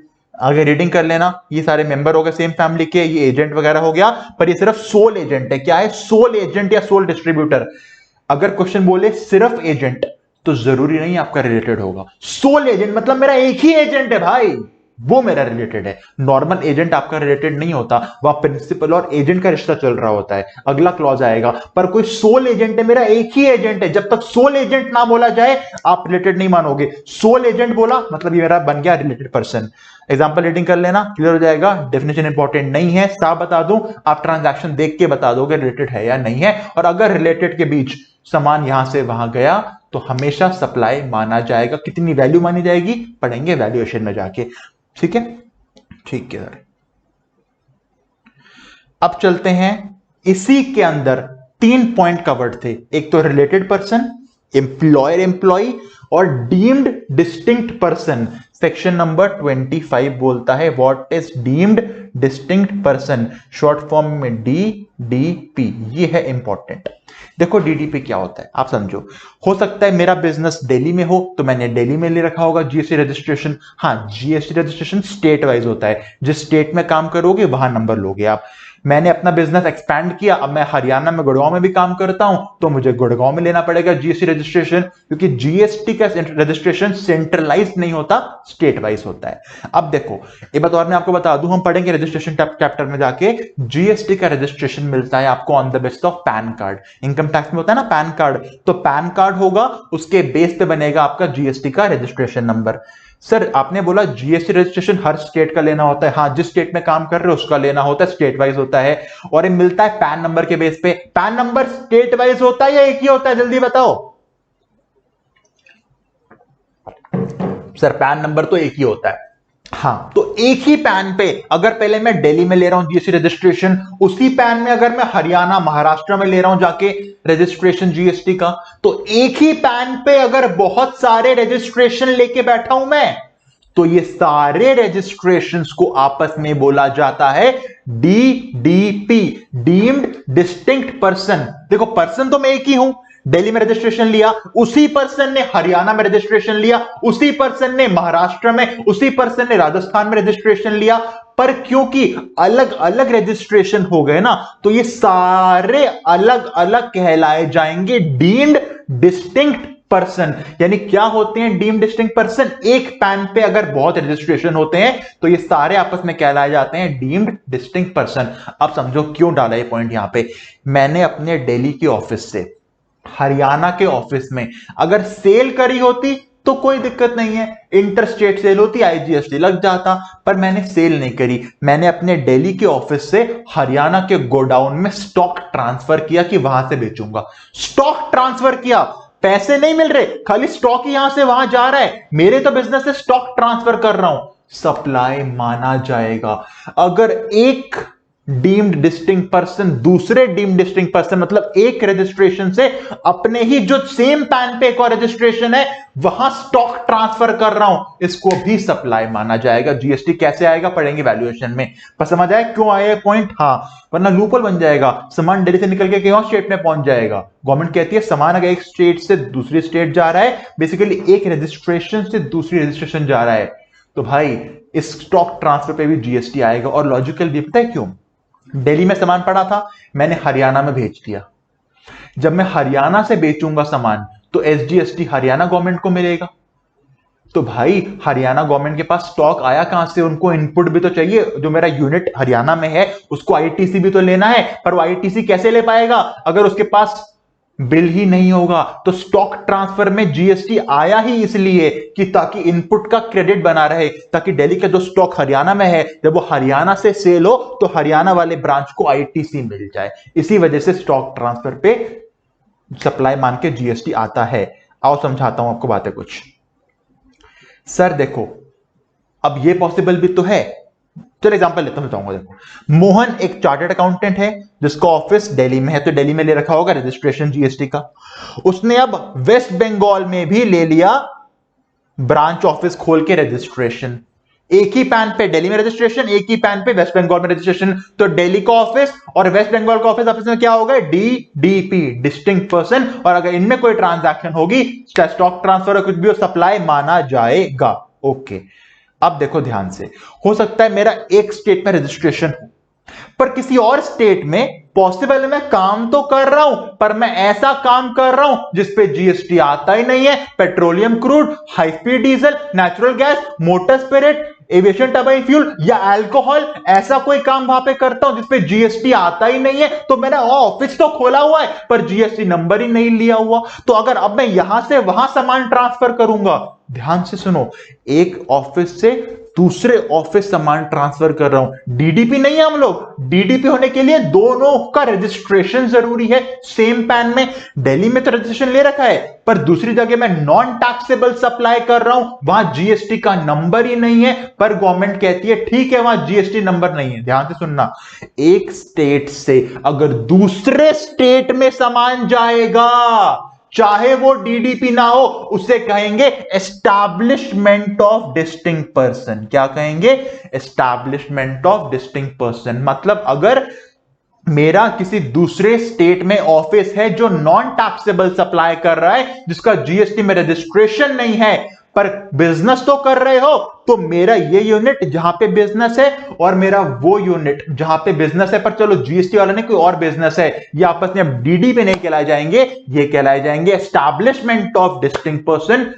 पर ट्रांसफर अगर होगा एक स्टेट से दूसरी स्टेट, जीएसटी तो आएगा। यानी डीम्ड डिस्टिंक्ट पर्सन हो या एस्टैब्लिशमेंट हो, जीएसटी तो आएगा। देखो ऋतु एंटरप्राइजेस एक रजिस्टर्ड सप्लायर है जिसका एसी रेस्टोरेंट है मुंबई में, तो मुंबई महाराष्ट्र में क्या रखा होगा? GST number. इसने लिकर की शॉप खोल ली विकासनगर उत्तराखंड में, लिकर शॉप मतलब जीएसटी नहीं है, मुंबई मतलब रजिस्ट्रेशन है, उत्तराखंड रजिस्ट्रेशन नहीं है। पर अगर मुंबई से स्टॉक ट्रांसफर हुआ उत्तराखंड या उत्तराखंड से हुआ Mumbai, establishment of distinct person, establishment क्यों बोल रहा हूं? क्योंकि दोनों जगह रजिस्ट्रेशन नहीं है, एक जगह नहीं है, तो यहां भी स्टॉक ट्रांसफर अगर होगा जीएसटी आएगा। ठीक है सर, स्टेट वाइज देख लिया, क्या ये पॉसिबल है? दिल्ली के अंदर ही मैं 4 जगह काम करता हूं, दिल्ली में ही 4 जगह काम करता हूं, तो एक ही स्टेट में अगर 4 जगह काम करूंगा तो क्या चारों जगह रजिस्ट्रेशन लेना पड़ेगा? नहीं, एक ही स्टेट में आपके पास ऑप्शन है, हर ब्रांच का अलग अलग रजिस्ट्रेशन लो या एक ही रजिस्ट्रेशन लेके बाकी सारे दिखा दो कि ये मेरे प्लेस ऑफ बिजनेस हैं। तो होगा क्या, दिल्ली में अगर 4 जगह काम करता हूं, जिस जगह लूंगा रजिस्ट्रेशन उसे कहूंगा प्रिंसिपल प्लेस ऑफ बिजनेस, बाकी सारे नॉर्मल प्लेस ऑफ बिजनेस। ठीक है, तो मेरे पास ऑप्शन है कि मैं हर ब्रांच का अलग अलग नहीं, एक ही स्टेट में एक ही रजिस्ट्रेशन ले लूं। पर अगर मैं दिल्ली में एक ही स्टेट में अलग अलग रजिस्ट्रेशन लेता हूं, तो अब ये सारे भी क्या बन जाएंगे? Deemed distinct persons. और अगर मेरा दिल्ली में मान लो 4 जगह रजिस्ट्रेशन मैंने अलग अलग करा लिया, चारों क्या बन गए? डीडीपी, तो एक ब्रांच से दूसरी ब्रांच जैसे ही सामान जाएगा स्टॉक ट्रांसफर पे सप्लाई बन जाएगा। पर अगर दिल्ली में सेम स्टेट में एक ही रजिस्ट्रेशन लिया होता पर 4 जगह बिजनेस कर रहा होता, अब मेरा सामान एक जगह से दूसरी जगह जाता, स्टेट चेंज तो नहीं हुई, एक ही स्टेट है, तो सप्लाई नहीं बनता। ये याद रखना। एस्टैब्लिशमेंट तो कहूंगा मैं इनको, अब समझो क्या होगा, एक ही स्टेट में 2 जगह काम कर रहा हूं, दोनों क्या हो गए? Establishments of distinct person. एक ही स्टेट में एक ही रजिस्ट्रेशन है, एक जगह से दूसरी जगह सामान गया, सप्लाई नहीं माना जाएगा, स्टॉक ट्रांसफर सप्लाई नहीं माना जाएगा। एक ही स्टेट में दोनों अलग अलग रजिस्ट्रेशन ले लिए, ले सकता हूं, ऑप्शन तो है, ले लिया। दिल्ली में ही 2 रजिस्ट्रेशन ले लिए, अब सामान यहां से वहां स्टॉक ट्रांसफर होगा, अब सप्लाई बन जाएगा क्योंकि अलग अलग जीएसटी नंबर होगा दोनों के। 2 अलग अगर स्टेट होती, चाहे अगली स्टेट का रजिस्ट्रेशन हो ना हो, मतलब हम डीडीपी हो या एस्टैब्लिशमेंट ऑफ डिस्टिंक्ट पर्सन हो, अगर स्टेट चेंज हो गई तो हमेशा स्टॉक ट्रांसफर सप्लाई माना जाएगा। ठीक है, ये बात याद रखना। 3 केस बनते हैं यहां पे, रीडिंग कर लेना, आपसे हो जाएगा क्लियर। एग्जांपल दे रखे थे। अगला एम्प्लॉयर एम्प्लॉय की बात करते हैं। एम्प्लॉयर और एम्प्लॉय हमेशा हमेशा हमेशा होते हैं रिलेटेड पर्सन। अच्छा, ये बताओ, एम्प्लॉयर अपने एम्प्लॉय को क्या देता है? सैलरी देता है, इस पे जीएसटी नहीं आता, वरना तो हर बंदा फंस जाएगा। आपके पापा, आपके भाई, आपकी मम्मी, आपकी बहन जहां जॉब करते होंगे, अपने एम्प्लॉयर को सर्विस देते हैं, एम्प्लॉयर बदले में सैलरी देता है। तो हम जो सर्विस देने वाले हैं, हम तो सप्लायर है, हमको जीएसटी नंबर लेना पड़ जाएगा ऐसे तो। इसलिए गवर्नमेंट ने सैलरी को नेगेटिव लिस्ट में डाल दिया है कि सैलरी पे नहीं आता जीएसटी। एम्प्लॉयर क्या देता है एम्प्लॉय को? सैलरी, नहीं आएगा जीएसटी। पर सैलरी का जो अग्रीमेंट होता है कि कितने अलाउंस मिलेंगे, कितने पर्क मिलेंगे, कितनी बेसिक सैलरी, कितना डीए वगैरह वगैरह, इस सैलरी अग्रीमेंट के अलावा अगर आपका एम्प्लॉयर आपको गिफ्ट देता है, अग्रीमेंट के अंदर आ गया तो सैलरी है। अब गिफ्ट नाम से बोलो, किसी भी नाम से बोलो, अग्रीमेंट में आ गया तो भूल जाओ, नो जीएसटी। अग्रीमेंट के अलावा अगर आपका एम्प्लॉयर एम्प्लॉय को 1 साल में 50,000 से ज्यादा का गिफ्ट देगा, सैलरी अग्रीमेंट में गिफ्ट लिख दिया तो वो मत काउंट करना। सैलरी अग्रीमेंट के अलावा अगर 1 साल में इंडिविजुअली या एग्रीगेट मिला के 50,000 50,000 से ज्यादा का गिफ्ट एम्प्लॉयर ने एम्प्लॉय को दे दिया, तो अब ये भी सप्लाई माना जाएगा। क्लियर? इस पे क्वेश्चन बहुत आते हैं बच्चे, बहुत क्वेश्चन आते हैं इसके ऊपर, ध्यान रखना। ठीक है, ठीक है सर, याद रहेगा। ये था पैरा नंबर 2, इंपॉर्टेंट, इसमें एम्प्लॉयर एम्प्लॉय वाला पॉइंट है। ठीक है, अगला प्रिंसिपल एजेंट की बात करते हैं। अब समझो क्या होता है, एक बंदा प्रिंसिपल है, एक एजेंट है और एक बायर है जिसको सामान खरीदना था। प्रिंसिपल को सामान बेचना है बायर को। मान लो मैं प्रिंसिपल हूं, मुझे एक लैपटॉप, मैं लैपटॉप सेल करता हूं, मान लो मेरा काम लैपटॉप बेचना है, मुझे लैपटॉप आपको बेचना है। मान लो आपका नाम है मिस्टर पीयूष, मैंने पीयूष को लैपटॉप सेल करना है। मैंने अपने एजेंट को बोला, एजेंट आशीष इधर आओ। एजेंट आशीष आया, मैंने बोला आशीष जाके लैपटॉप पीयूष को सेल कर किया। जब लैपटॉप पीयूष को सेल होगा, पीयूष पैसे देगा, कंसिडरेशन देगा, उस ट्रांजैक्शन की बात ही नहीं कर रहा क्योंकि वो तो सप्लाई है। जब पीयूष पैसे देके लैपटॉप खरीदेगा वो तो सप्लाई है, वो तो बात ही नहीं कर रहा। मैं यहां बात कर रहा हूं जब मैंने अपने एजेंट आशीष को लैपटॉप दिया कि जा बेच के आ, जब वो बेच के आएगा उसकी बात नहीं कर रहा। मैंने जब लैपटॉप आशीष को दिया, क्या ये ट्रांजैक्शन सप्लाई है? वो पैरा 3 कहता है। देखो दो केस बनेंगे। जब एक प्रिंसिपल अपने एजेंट को सामान देता है तो बताओ क्या ओनरशिप भी ट्रांसफर कर दी? मतलब जब एजेंट सामान बेचने पीयूष को जाएगा तो बिल किसके नाम का कटेगा? एजेंट के नाम का बिल कटेगा, यानी एजेंट बोलेगा उसने बेचा अपने नाम पे, या बिल मेरे नाम प्रिंसिपल के नाम का ही रहेगा? अब समझो, अगर बिल मेरे ही नाम रहा, मैंने ही बिल अपने नाम पे काटा, फिर तो एजेंट खाली डिलीवरी बॉय हो गया। मेरा सामान उठा के आपको बेच के आ गया, बिल मेरे नाम पे था तो कोई दिक्कत नहीं है। यानी मैंने एजेंट को खाली as a delivery boy hire किया तो कोई दिक्कत नहीं है। जो मुझसे कमीशन चार्ज करेगा एजेंट, उस कमीशन का जो जीएसटी होगा वो तो जाएगा, उसकी बात ही नहीं कर रहा। सेकेंड केस समझो, आशीष को मैंने लैपटॉप दिया, ओनरशिप भी ट्रांसफर कर दी। अब आशीष मेरा एजेंट अपने नाम पे सेल कर रहा है, तो गवर्नमेंट कहती है एजेंट अगर अपने नाम पे सेल कर रहा है लैपटॉप, मतलब प्रिंसिपल ने ओनरशिप भी ट्रांसफर कर दी। तो अब जो प्रिंसिपल से एजेंट पे गया, चाहे पैसे नहीं आए अभी, डीम्ड सप्लाई, जीएसटी आएगा। और लॉजिकल भी है, क्योंकि अब एजेंट अगर आगे जाके बेचेगा, एजेंट की आउटवर्ड सप्लाई होगी तो एजेंट का इनपुट भी तो होना चाहिए, और इनपुट तभी तो आएगा जब प्रिंसिपल से जो सामान एजेंट को सेल हुआ होगा उस पर जीएसटी होता। यानी यहां समझो, ये एग्जांपल पढ़ लेना बाद में आराम से, पहले टेबल समझो। अगर मैंने, प्रिंसिपल ने ओनरशिप एजेंट को दी कि जा एजेंट अपने नाम पे सामान बेच, एजेंट जब आउटवर्ड सप्लाई करेगा तो उसको इनपुट चाहिए होगा। इनपुट कब मिलेगा? जब प्रिंसिपल ने एजेंट को ओनरशिप देते हुए जीएसटी सप्लाई कर दिया होगा, ट्रांसफर कर दिया होगा। यानी अगर प्रिंसिपल, एजेंट और कंज्यूमर के ट्रांजैक्शन में बिल एजेंट के नाम पे जा रहा है, एजेंट आगे बिल बेच रहा है अपने नाम पे, तो जैसे ही प्रिंसिपल ने गुड्स एजेंट को दिए होंगे, डीम्ड सप्लाई माना जाएगा, चाहे कंसीडरेशन हो या ना हो। कितनी वैल्यू का वैल्यूएशन पढ़ेंगे। और अगर बिल अल्टीमेटली प्रिंसिपल का ही जा रहा है, फिर तो एजेंट खाली डिलीवरी बॉय है, सामान यहां से वहां ले जा रहा है, तो जब प्रिंसिपल एजेंट को सामान दे रहा था वो जीएसटी में नहीं आएगा। तो देखो, अगर इनवॉइस जो जा रहा है आगे बंदे के पास वो एजेंट के नाम पे है तो डीम्ड सप्लाई बन गया। पर अगर एजेंट के नहीं, प्रिंसिपल के नाम पे बिल था, फिर तो डिलीवरी बॉय है यार, फिर तो प्रिंसिपल ने जब एजेंट को दिया होगा वो सप्लाई नहीं बनेगा। अल्टीमेट कंज्यूमर तो आखिरकार पे करेगा, वो तो सप्लाई बनना ही बनना है, उसको फर्क ही नहीं पड़ता कि एजेंट बेच रहा है या प्रिंसिपल बेच रहा है। अब चलते हैं बाइंग वाले केस में। मुझे सामान खरीदना था, रॉ मटेरियल खरीदना था, मुझे रॉ मटेरियल खरीदना था। मैंने बोला आशीष मेरे एजेंट जा मेरे लिए मटेरियल खरीद के ला। वो मटेरियल खरीदने गया, उसने अब जो मटेरियल बेच रहा है उसने बोला बिल किसके नाम काटूं? अगर बिल एजेंट के नाम कटा तो फिर दो ट्रांजैक्शन आएंगी। जब वो बंदा आशीष को बेचेगा, आशीष लाके मुझे ट्रांसफर करेगा, तो फिर यहां पे जब एजेंट प्रिंसिपल को ट्रांसफर करेगा ये भी डीम्ड सप्लाई बनेगा।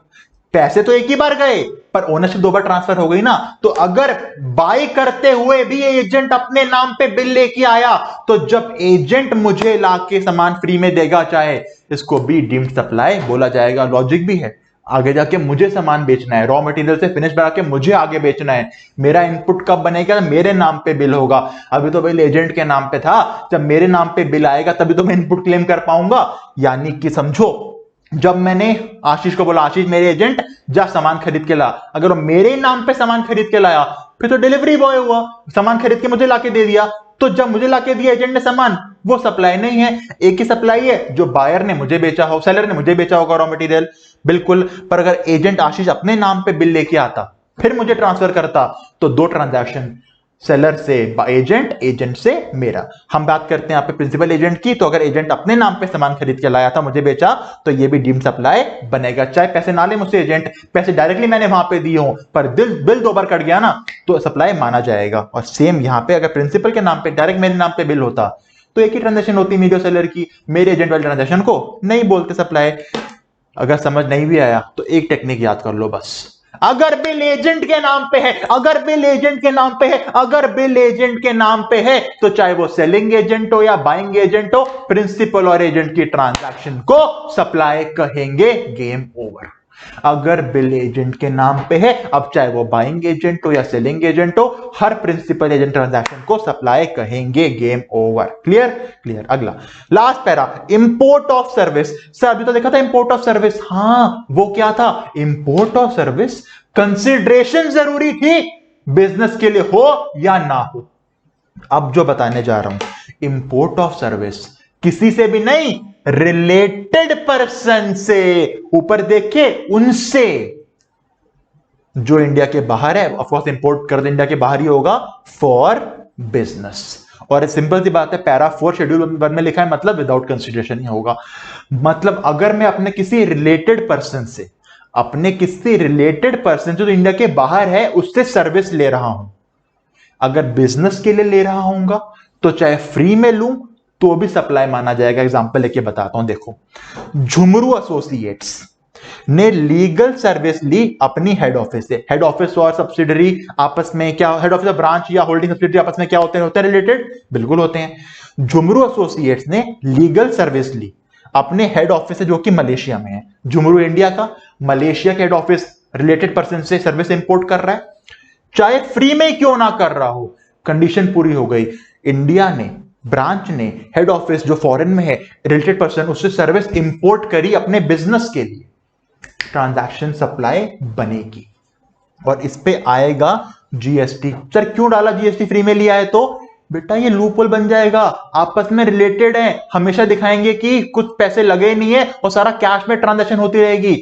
जो नॉन रिलेटेड है, फॉरेन पार्टी, उसको 7(1)(a) में डाला था, क्योंकि नॉन रिलेटेड है, फॉरेन पार्टी आप पे भरोसा नहीं करेगी, वो पैसे चार्ज करेगी। तो अगर 7(1)(a) में क्या था, नॉन रिलेटेड बंदा अगर फ्री में ट्रांजैक्शन दे रहा है तो गवर्नमेंट कहती थी मतलब हो सकता है जेन्युइन ही होगा, 99% केस में जेन्युइन होगा फ्री, तो वहां जीएसटी नहीं डाला, कंसिडरेशन नहीं है तो। पर रिलेटेड पर्सन है, कंसिडरेशन नहीं है, तब भी जीएसटी है अगर बिजनेस का यूज कर रहा हूं तो।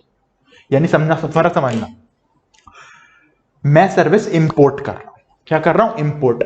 जिससे इंपोर्ट कर रहा हूं मेरा उसमें कोई रिश्ता नहीं है, अनरिलेटेड, नॉन रिलेटेड, तो अगर पैसे दिए तो सप्लाई है, वरना नहीं है। चाहे कैश में दूं, काइंड में दूं, फॉरबिडेंस दूं, इंडस्टमेंट दूं, अगर पेमेंट हो रही है तो सप्लाई है। आपको ये देखना ही नहीं है कि बिजनेस है या नहीं है। पर अगर मैं इंपोर्ट कर रहा हूं सर्विस किसी रिलेटेड पर्सन से, तो कंसिडरेशन नहीं देखना, ये देखना है बिजनेस में यूज कर रहा हूं या पर्सनल कर रहा हूं। रिलेटेड पर्सन से सर्विस इंपोर्ट करी बिजनेस के लिए, हमेशा सप्लाई बनेगा। कितनी वैल्यू पे पढ़ेंगे वैल्यूएशन में जाके, पर अगर रिलेटेड पर्सन से पर्सनल यूज के लिए ले रहा हूं तो नहीं बनेगा। एग्जांपल, मेरा भाई रहता है लंदन में, वो आर्किटेक्ट है, मैं अपना घर यहां बना रहा था, मैंने बोला भाई घर का डिजाइन बना दे, उसने बना दिया। लंदन बैठे बैठे आर्किटेक्ट की सर्विस मिली, पर बिजनेस के लिए नहीं, पर्सनल यूज के लिए। भाई ने पैसे नहीं लेगा मेरे से, जीएसटी आएगा नहीं, सप्लाई नहीं बनेगा। Simple point. क्लियर? और दोबारा सुन लो इंपोर्ट वाला केस, बच्चे कंफ्यूज होते हैं। इंपोर्ट पहले बताओ किससे किया, रिलेटेड से या अनरिलेटेड? नॉन रिलेटेड से। नॉन रिलेटेड से 7(1)(a) में जाओ, यहां खाली रिलेटेड है। ओके, सेकेंड डिफरेंस, जब नॉन रिलेटेड से बात कर रहा हूं तो गवर्नमेंट को पैसों का डर नहीं है, पता है 99% केस में जेन्युइन होगा, तो अगर कंसिडरेशन गया होगा तो सप्लाई है, बात खत्म, बिजनेस देखना ही नहीं है। पैरा 4 7(1)(c) का क्या बोलता है, शेड्यूल 1 का, अगर रिलेटेड पर्सन से सर्विस इंपोर्ट करी है, अब गवर्नमेंट को पता है पैसे नहीं है ना, तो भी दिक्कत हो सकती है, तो रिलेटेड पर्सन से अगर सर्विस इंपोर्ट करी है, बिजनेस के लिए करी है, हमेशा सप्लाई बनेगा। कितनी वैल्यू का, वैल्यूएशन पढ़ेंगे। रिलेटेड पर्सन से सर्विस इंपोर्ट करी फ्री में, पर्सनल यूज के लिए, कोई दिक्कत नहीं है, नो सप्लाई। क्लियर हो गया? ये था आपका पैरा नंबर 4। आज हमने क्या पढ़ा? 7(1)(a) सभी हमारा सिर्फ सेक्शन 7 सेक्शन 1 कंप्लीट हुआ है, क्लॉज एबीसी पूरे हुए हैं। ए क्या कहता था, गुड्स गए, सर्विस गई, सप्लाई गई, कंसीडरेशन आया, फॉर बिजनेस, बन गया आपका सप्लाई। 7(1)(b) कहता था इंपोर्ट किया सर्विस का, कंसीडरेशन भी दिया, बिजनेस हो या ना हो, बन गया सप्लाई। 7(1)(c) क्या कहता था, 7(1)(c) कहता था 4 ऐसे पैराग्राफ जहां कंसिडरेशन नहीं जा रहा वो भी सप्लाई बनेगा। क्या क्या? पहला, परमानेंट एसेट डिस्पोजल का, मैंने कोई फ्री में बिजनेस का एसेट दे दिया, चाहे करंट हो या फिक्स्ड एसेट हो, फ्री में दे रहा हूं, पर ऐसा फ्री जिसपे मैंने आईटीसी लिया था, तो बन गया सप्लाई। सेकेंड पैरा कहता है रिलेटेड पर्सन है, डीम्ड डिस्टिंक्ट पर्सन है, एम्प्लॉयर एम्प्लॉय की बात करता है। स्टॉक ट्रांसफर ही क्यों ना हो, जीएसटी आएगा। एम्प्लॉयर एम्प्लॉय में हर ट्रांजेक्शन में नहीं, 50,000 से ऊपर गिफ्ट होगा तो आएगा जीएसटी। वही गिफ्ट अगर एम्प्लॉयमेंट एग्रीमेंट में लिख दिया होगा तो कोई दिक्कत नहीं आएगा जीएसटी, सैलरी बन जाएगा, नेगेटिव लिस्ट में जाएगा। ठीक है। पैरा 3 बात करता है प्रिंसिपल एजेंट की। अगर एजेंट के नाम पे बिल है तो प्रिंसिपल एजेंट की हर ट्रांजैक्शन पे माना जाएगा डीम सप्लाई। और पैरा 4 कहता है रिलेटेड पर्सन से इंपोर्ट कर रहा हूं तो कंसीडरेशन नहीं देखना, बिजनेस के लिए यूज करा तो बन गया सप्लाई, पर्सनल यूज किया तो नहीं बना सप्लाई। क्लियर हो गया? ठीक है, ये था आपका शेड्यूल 1। अब चलते हैं सेक्शन, यहां खत्म हो गया हमारा 7 subsection 1 clause A, clause B, clause C. एक बार जल्दी रिवाइज करते हैं फिर आगे चलते हैं। देखो चार्ट्स, गुड्स हमने पढ़ा था, गुड्स मतलब every kind of movable property. उसमें दो चीजें नहीं आती, क्या? मनी नहीं आता, सिक्योरिटी नहीं आता, पर क्या आता है? एक्शनेबल क्लेम आता है, ग्रोइंग क्रॉप्स आता है। सर्विस क्या था? Service means anything other than goods, money, security. यानी मनी सिक्योरिटी तो किसी में भी नहीं आते, ना गुड्स में ना सर्विस में। पर सर्विस में क्या आता है? Activity relating to use of money, यानी लोन के ऊपर इंटरेस्ट, लोन लेते टाइम प्रोसेसिंग फीस, डिस्काउंटिंग, यानी एक्टिविटी जो मनी को यूज करने के लिए होती है, कमीशन, ब्रोकरेज, प्रोसेसिंग फीस, ये सब क्या है? सर्विस है। ठीक है, ये आपका चार्ट है, ये आप देख सकते हो। ठीक है, आगे चलते हैं, अगला रिवाइज करते हैं। सेक्शन 7 का फ्लो देख लो। फ्लो क्या है? 7 सबसेक्शन 1 सप्लाई क्या है? Clause A, clause B, clause C. 7 subsection 1A classification, क्या सप्लाई है तो वो गुड्स का है या सर्विस का है, शेड्यूल नंबर 2। फिर आएगा शेड्यूल 3 नेगेटिव लिस्ट। हमने देखा था डेफिनेशन कंसिडरेशन का। कंसिडरेशन के 2 पार्ट होते हैं, पहला काइंड में मिल रहा है, कैश में मिल रहा है, इंड्यूसमेंट है, फोरबियरेंस है, सब्सिडी वाला पॉइंट और सिक्योरिटी डिपॉजिट वाला पॉइंट। आप पहले समझो, देखो क्या बोला गया है। कंसिडरेशन मतलब इन मनी हो या अदरवाइज, मतलब काइंड में हो या कैश में हो, कंसिडरेशन तो बनेगा। अच्छा, क्या इंड्यूसमेंट यानी कि लालच देना कंसिडरेशन बनता है? बिल्कुल बनता है। एग्जांपल ढाबे वाला जो बस वालों को लालच देता है। सेकंड, फॉरबियरेंस, कुछ टॉलरेट करने का, व्हाइट वॉश वाला एग्जांपल। मेरे घर में बगल वाले घर में व्हाइट वॉश हो रहा था, या छींटे गिर रहे थे, मैंने फॉरबियरेंस दिखाया, टॉलरेट किया ताकि मेरा काम क्लीन करके जाए बंदा। वो क्या कंसिडरेशन होता है? बिल्कुल होता है। ठीक है। क्या गवर्नमेंट से अगर मिलती है सब्सिडी, कंसिडरेशन है? नहीं, अब कंसिडरेशन नहीं है। पर गवर्नमेंट के अलावा कोई और सब्सिडी दे, लोकल अथॉरिटी सब्सिडी दे, या मुझे कोई एनजीओ सब्सिडी दे, कोई कंपनी सब्सिडी दे, ये सप्लाई, ये कंसिडरेशन बनता है, इस पे जीएसटी आता है।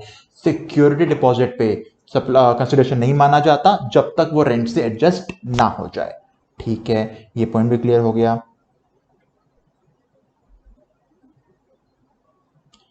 आगे चलते हैं।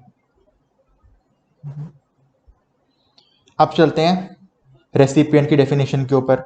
याद है रेसिपिएंट, मैंने कहा था अगर कंसिडरेशन है तो जो पे कर रहा है वो रेसिपिएंट, अगर कंसिडरेशन नहीं है तो जिसको मैं गुड्स दे रहा हूं या जिसको मैं सर्विस दे रहा हूं वो बनता है रेसिपिएंट।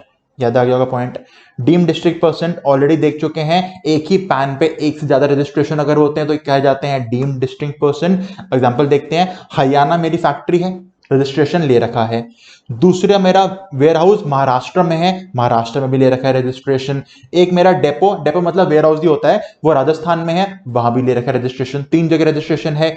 तो हरियाणा से अगर मैं स्टॉक ट्रांसफर करता हूं महाराष्ट्र में, दोनों आपस में डीडीपी हैं, स्टॉक ट्रांसफर सप्लाई बनता है, तो टैक्स इनवॉइस भी जाएगा, जीएसटी भी जाएगा, ई वे बिल भी जाएगा। ई वे बिल सिंपल है भाई, जहां भी गुड्स का ट्रांसपोर्टेशन होगा ई वे बिल तो जाएगा ही जाएगा। और अगर ऐसे हरियाणा से सामान भेजता हूं मैं राजस्थान, अलग डीडीपी के पास, यहां भी स्टॉक ट्रांसफर पे सप्लाई माना जाएगा। सप्लाई है तो टैक्स इनवॉइस जाएगा, उस पर जीएसटी पे होगा और ई वे बिल जनरेट होगा क्योंकि गुड्स यहां से वहां जा रहे हैं। अगर सेम स्टेट की बात करूं, दिल्ली में फैक्ट्री है, दिल्ली में वेयर हाउस है, दिल्ली में ही डेपो है। पहले बात करते हैं डेपो की। दोनों अगर एक ही स्टेट में अलग अलग ब्रांच होता है तो रजिस्ट्रेशन कराना अलग अलग जरूरी नहीं होता, सिंगल से काम चल जाता है। दिल्ली की फैक्ट्री से दिल्ली के डेपो में अगर स्टॉक ट्रांसफर हुआ था तो ये सप्लाई नहीं है। सप्लाई नहीं है तो टैक्स इनवॉइस नहीं जाएगा, तो क्या जाएगा? डिलीवरी चालान जाएगा। जीएसटी नहीं पे होगा क्योंकि सप्लाई नहीं है, पर ई वे बिल तो जाएगा। और अगर एक और मेरा वेयर हाउस है दिल्ली में, उसका मैंने रजिस्ट्रेशन अलग से ले रखा है। अब सेम स्टेट में अलग लेना आपका ऑप्शनल था, आपने ले लिया, पर जैसे रजिस्ट्रेशन लिया दो अलग रजिस्ट्रेशन हो गए, चाहे सेम स्टेट ही क्यों ना हो। अब ये डीडीपी बन चुके हैं, जब यहां से वहां सामान जाएगा तो सप्लाई बनेगा, स्टॉक ट्रांसफर सप्लाई बनेगा, टैक्स इनवॉइस जाएगा, जीएसटी पे होगा, ई वे बिल तो जाएगा ही जाएगा। ठीक है, ठीक है सर, ये पॉइंट क्लियर हो गया। अब आगे देखते हैं इंपोर्ट वाला केस हम देखा था। इंपोर्ट थोड़ा बच्चे कंफ्यूज होते हैं तो मैंने चार्ट बना दिया। 7 सबसेक्शन 1 क्लॉज बी कहता है आपने इंपोर्ट किया, कंसीडरेशन जरूरी था, सर्विस इंपोर्ट करी, कंसीडरेशन जरूरी था, बिजनेस के लिए हो या ना हो फर्क नहीं पड़ता। अगर इंपोर्ट और सर्विस केस में कंसीडरेशन पे कर रहे हो भाई साहब तो 7(1)(b के अकॉर्डिंग सप्लाई है, बिजनेस हो या ना हो फर्क नहीं पड़ता। पैरा 471C का शेड्यूल 1 का पैरा 4 जो कहता है आपने सर्विस इंपोर्ट करी, रिलेटेड पर्सन से पेमेंट नहीं कर रहे, पेमेंट कर रहे होते तो 7(1)(b में जा चुके होते, आपने सर्विस इंपोर्ट करी रिलेटेड पर्सन से, कंसीडरेशन है ही नहीं। अब रिलेटेड पर्सन से ले रहे हो, कंसीडरेशन नहीं है, तो दो केस, बिजनेस के लिए ले रहे हो तो सप्लाई है, पर्सनल यूज के ले रहे हो सप्लाई नहीं है। ये था आपका, समझ आ गया पॉइंट आपको? ये कुछ मैंने चार्ट बना के दिखा दिया ताकि थोड़ा कंफ्यूजन आपका कम हो जाए। अब चलते हैं 7 सबसेक्शन 1 क्लॉज ए यानी शेड्यूल 2 फॉर क्लासिफिकेशन के ऊपर। सप्लाई क्या होता है हम देख चुके हैं। चलो अब चलते हैं सेक्शन 7 सबसेक्शन 1A के ऊपर, जिसके अंदर आएगा हमारा शेड्यूल 2। ये देगा क्लासिफिकेशन कि अभी तक जो सप्लाई बन चुका है 7 सबसेक्शन 1 के क्लॉज ए बी और सी के अंदर जो सप्लाई बन चुका है, अब वो गुड्स का है या सर्विस का है, क्लासिफिकेशन पढ़ने जा रहे हैं हम लोग शेड्यूल 2 में। देखो इस पे जाने से पहले ना एक बहुत अच्छी बताता हूं ट्रिक। ट्रिक क्या है? अगर मैं कोई भी गुड्स सामने वाले बंदे को ओनरशिप के साथ दे रहा हूं, मतलब मैं सिर्फ गुड्स नहीं दे रहा, मैं ओनरशिप भी दे रहा हूं, इसे कहा जाता है गुड्स की सप्लाई। पर अगर मैं गुड्स तो ट्रांसफर कर रहा हूं पर ओनरशिप ट्रांसफर नहीं कर रहा, इसे कहा जाता है सर्विस की सप्लाई। एग्जांपल, ये पेन है, मैंने पेन सेल कर दिया। सेल कर दिया मतलब अब मैं ओनर नहीं हूं इस पेन का, सामने वाला बंदा ओनर है, तो जो ये पेन यहां से वहां गया ये सप्लाई ऑफ गुड्स हो गया क्योंकि ओनरशिप भी गई। सेकेंड केस, मैंने ये पेन रेंट पे दिया 2 दिन के लिए कि 2 दिन के बाद वापस कर देना मुझे, तो पेन तो 2 डेज के लिए सामने गया पर ओनरशिप नहीं गई, बस 2 दिन के लिए पेन सामने गया, तो इसे कहा जाता है सप्लाई ऑफ सर्विस। ये ट्रिक थी, आओ देखते हैं अच्छे से। पहला कहता है सर आपने ट्रांसफर कर दिया टाइटल भी, मतलब गारमेंट्स मैंने सेल कर दिए फॉर एग्जांपल, तो क्या होगा गुड्स या सर्विस? सर टाइटल यानी कि ओनरशिप, ओनरशिप गई मतलब गुड्स, गुड्स की सप्लाई माना जाएगा। बिल्कुल ठीक। एक अब बच्चे क्वेश्चन पूछते हैं सर कई बार क्या होता है गुड्स तो आज ही ट्रांसफर हो जाते हैं पर ओनरशिप कुछ टाइम बाद ट्रांसफर होती है, टाइम से मतलब ही नहीं है, ये बता ओनरशिप ट्रांसफर हो रही है या नहीं। हायर परचेज का एग्जांपल लेते हैं, याद है अकाउंट्स का हायर परचेज, डे 1 पे क्या होता है आप गुड्स चले जाते हैं आपके पास से, फिर फॉर द टाइमिंग इंस्टॉलमेंट आती रहती है और जब लास्ट इंस्टॉलमेंट पे होती है तो ओनरशिप ट्रांसफर हो जाती है, पर एट द एंड ओनरशिप जा रही है ना, हाँ जा रही है, तो हायर परचेज जिसमें ओनरशिप आज नहीं लास्ट इंस्टॉलमेंट पे ट्रांसफर होगी, पर ट्रांसफर तो होगी ओनरशिप, तो हायर परचेज को भी क्या बोला जाता है? Supply of goods. पर अगर मैं कोई प्रोडक्ट रेंट पे दे रहा हूं, कुछ दिनों के लिए दे रहा हूं, ओनरशिप ट्रांसफर नहीं कर रहा, उसे कहा जाता है सप्लाई ऑफ सर्विस। तो अगर मैंने मशीन सेल करी supply of goods, machine rent पे दी सप्लाई ऑफ सर्विस। सप्लाई हो चुका है, खाली क्लासिफाई कर रहे हैं गुड्स का या सर्विस का है। ठीक है, एक और एग्जांपल देखो, ये क्या होता है एग्जांपल लेके बताता हूं। मैं अपने 2 दोस्तों के साथ कुछ दिनों के लिए पीजी में रहने गया, तो हमने एक एसी मिलके परचेज कर लिया। हम 3 लोगों ने 30,000 रुपीज का एसी 10,000 डाल के ले लिया। अब क्या हुआ, 2 मंथ्स के बाद एक मेरा दोस्त कह रहा है भाई मेरा काम तो हो गया दिल्ली में, मैं पीजी छोड़ के जा रहा हूं, मैं एसी ले जाऊं। मैंने कहा तू कैसे एसी ले जाएगा, एसी हम तीनों ने मिलके खरीदा है। उसने बोला बात तो ठीक है, तो हमने उसको काम किया, हमने उसको 5,000 रुपीज दिए कि देख तूने 10,000 डाले थे ना एसी में, 5,000 पकड़ तू जा। वो चला गया। अब एक और बंदा रहने आ गया हमारे रूम में पीजी में। अब एक और बंदा रहने आया, हमने उससे बोला भाई देख हम एसी यूज करते हैं, 5,000 रुपए दे तो एसी तेरे को यूज करने देंगे। उसने कहा ठीक है, उसने हमको 5,000 रुपए दे दिए। अब जो वो 5,000 हमको दे रहा है, ये क्या है? ये अनडिवाइडेड शेयर है, क्योंकि एसी की ओनरशिप नहीं मिल रही उसको, बस 5,000 देके एसी को यूज कर पा रहा है वो। ये भी क्या हो गया? सर्विस। ठीक है, ओके। आगे देखते हैं, लैंड और बिल्डिंग की बात करते हैं। सर हमने कल ही देखा था, मतलब आज ही देखा था सॉरी, गुड्स की डेफिनेशन में इमूवेबल प्रॉपर्टी आती ही नहीं है। गुड्स में क्या था? मूवेबल प्रॉपर्टी, बिल्कुल। यानी कि लैंड और बिल्डिंग जो कि इमूवेबल है वो गुड्स तो नहीं है, यानी लैंड और बिल्डिंग को सेल करूंगा तो सप्लाई तो नहीं बन रहा था, पर अगर रेंट पे दे रहा हूं लैंड और बिल्डिंग को तो सर्विस बन जाएगा। पता है क्यों? गुड्स क्या कहता था? Every movable property. सर्विस क्या बोलता था? सर्विस मतलब वो चीज जो गुड्स नहीं है, मनी नहीं है, सिक्योरिटी नहीं है।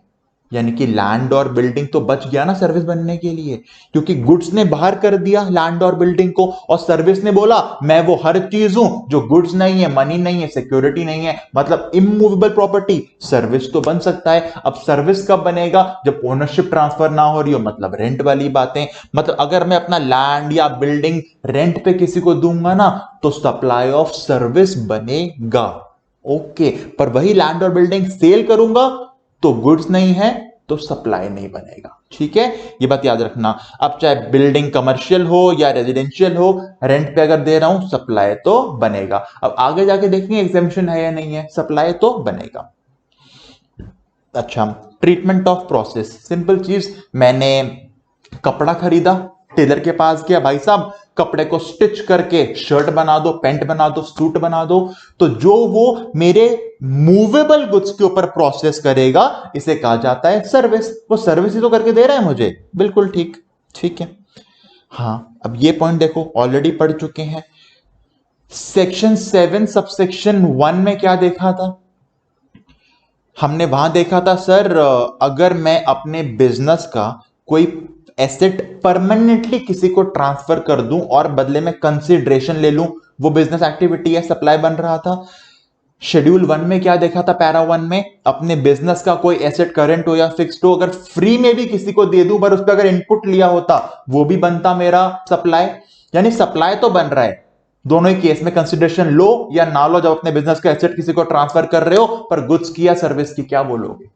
वही बात, परमानेंटली दे दिया, ओनरशिप ट्रांसफर कर दी तो गुड्स, कुछ टाइम के लिए दिया तो सर्विस। एग्जांपल लेके बताता हूं।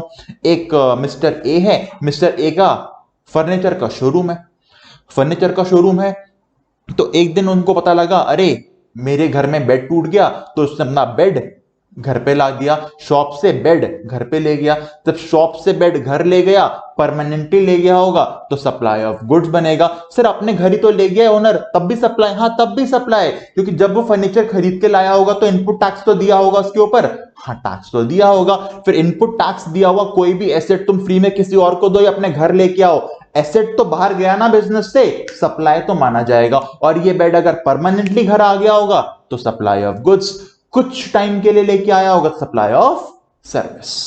एग्जांपल पढ़ लेना, यहां पे दिए हुए हैं। ये पॉइंट थोड़ा कंट्रोवर्शियल है, पर सुन लो क्या बोलता है। मेरे बिजनेस में यहां पढ़ा रहा हूं, लैपटॉप, फर्नीचर, एसी वगैरह मैंने यहां पे ले रखे हैं, मेरे बिजनेस के एसेट्स, खरीदते टाइम इनपुट भी दिया था। मैंने किसी को बेचा नहीं सामान, मैंने अपना बिजनेस बंद कर दिया, जीएसटी नंबर सरेंडर कर दिया। अब गवर्नमेंट कहती है भाई साहब बिजनेस बंद कर रहे हो, जीएसटी नंबर सरेंडर कर रहे हो, अब हमको क्या पता सरेंडर करने के बाद जीएसटी नंबर तुम्हें सारा सामान कैश में बेच दो, क्योंकि एक बार सरेंडर हो गया जीएसटी नंबर फिर तो गवर्नमेंट का कंट्रोल नहीं है मेरे ऊपर, मैं जो चाहे करूं।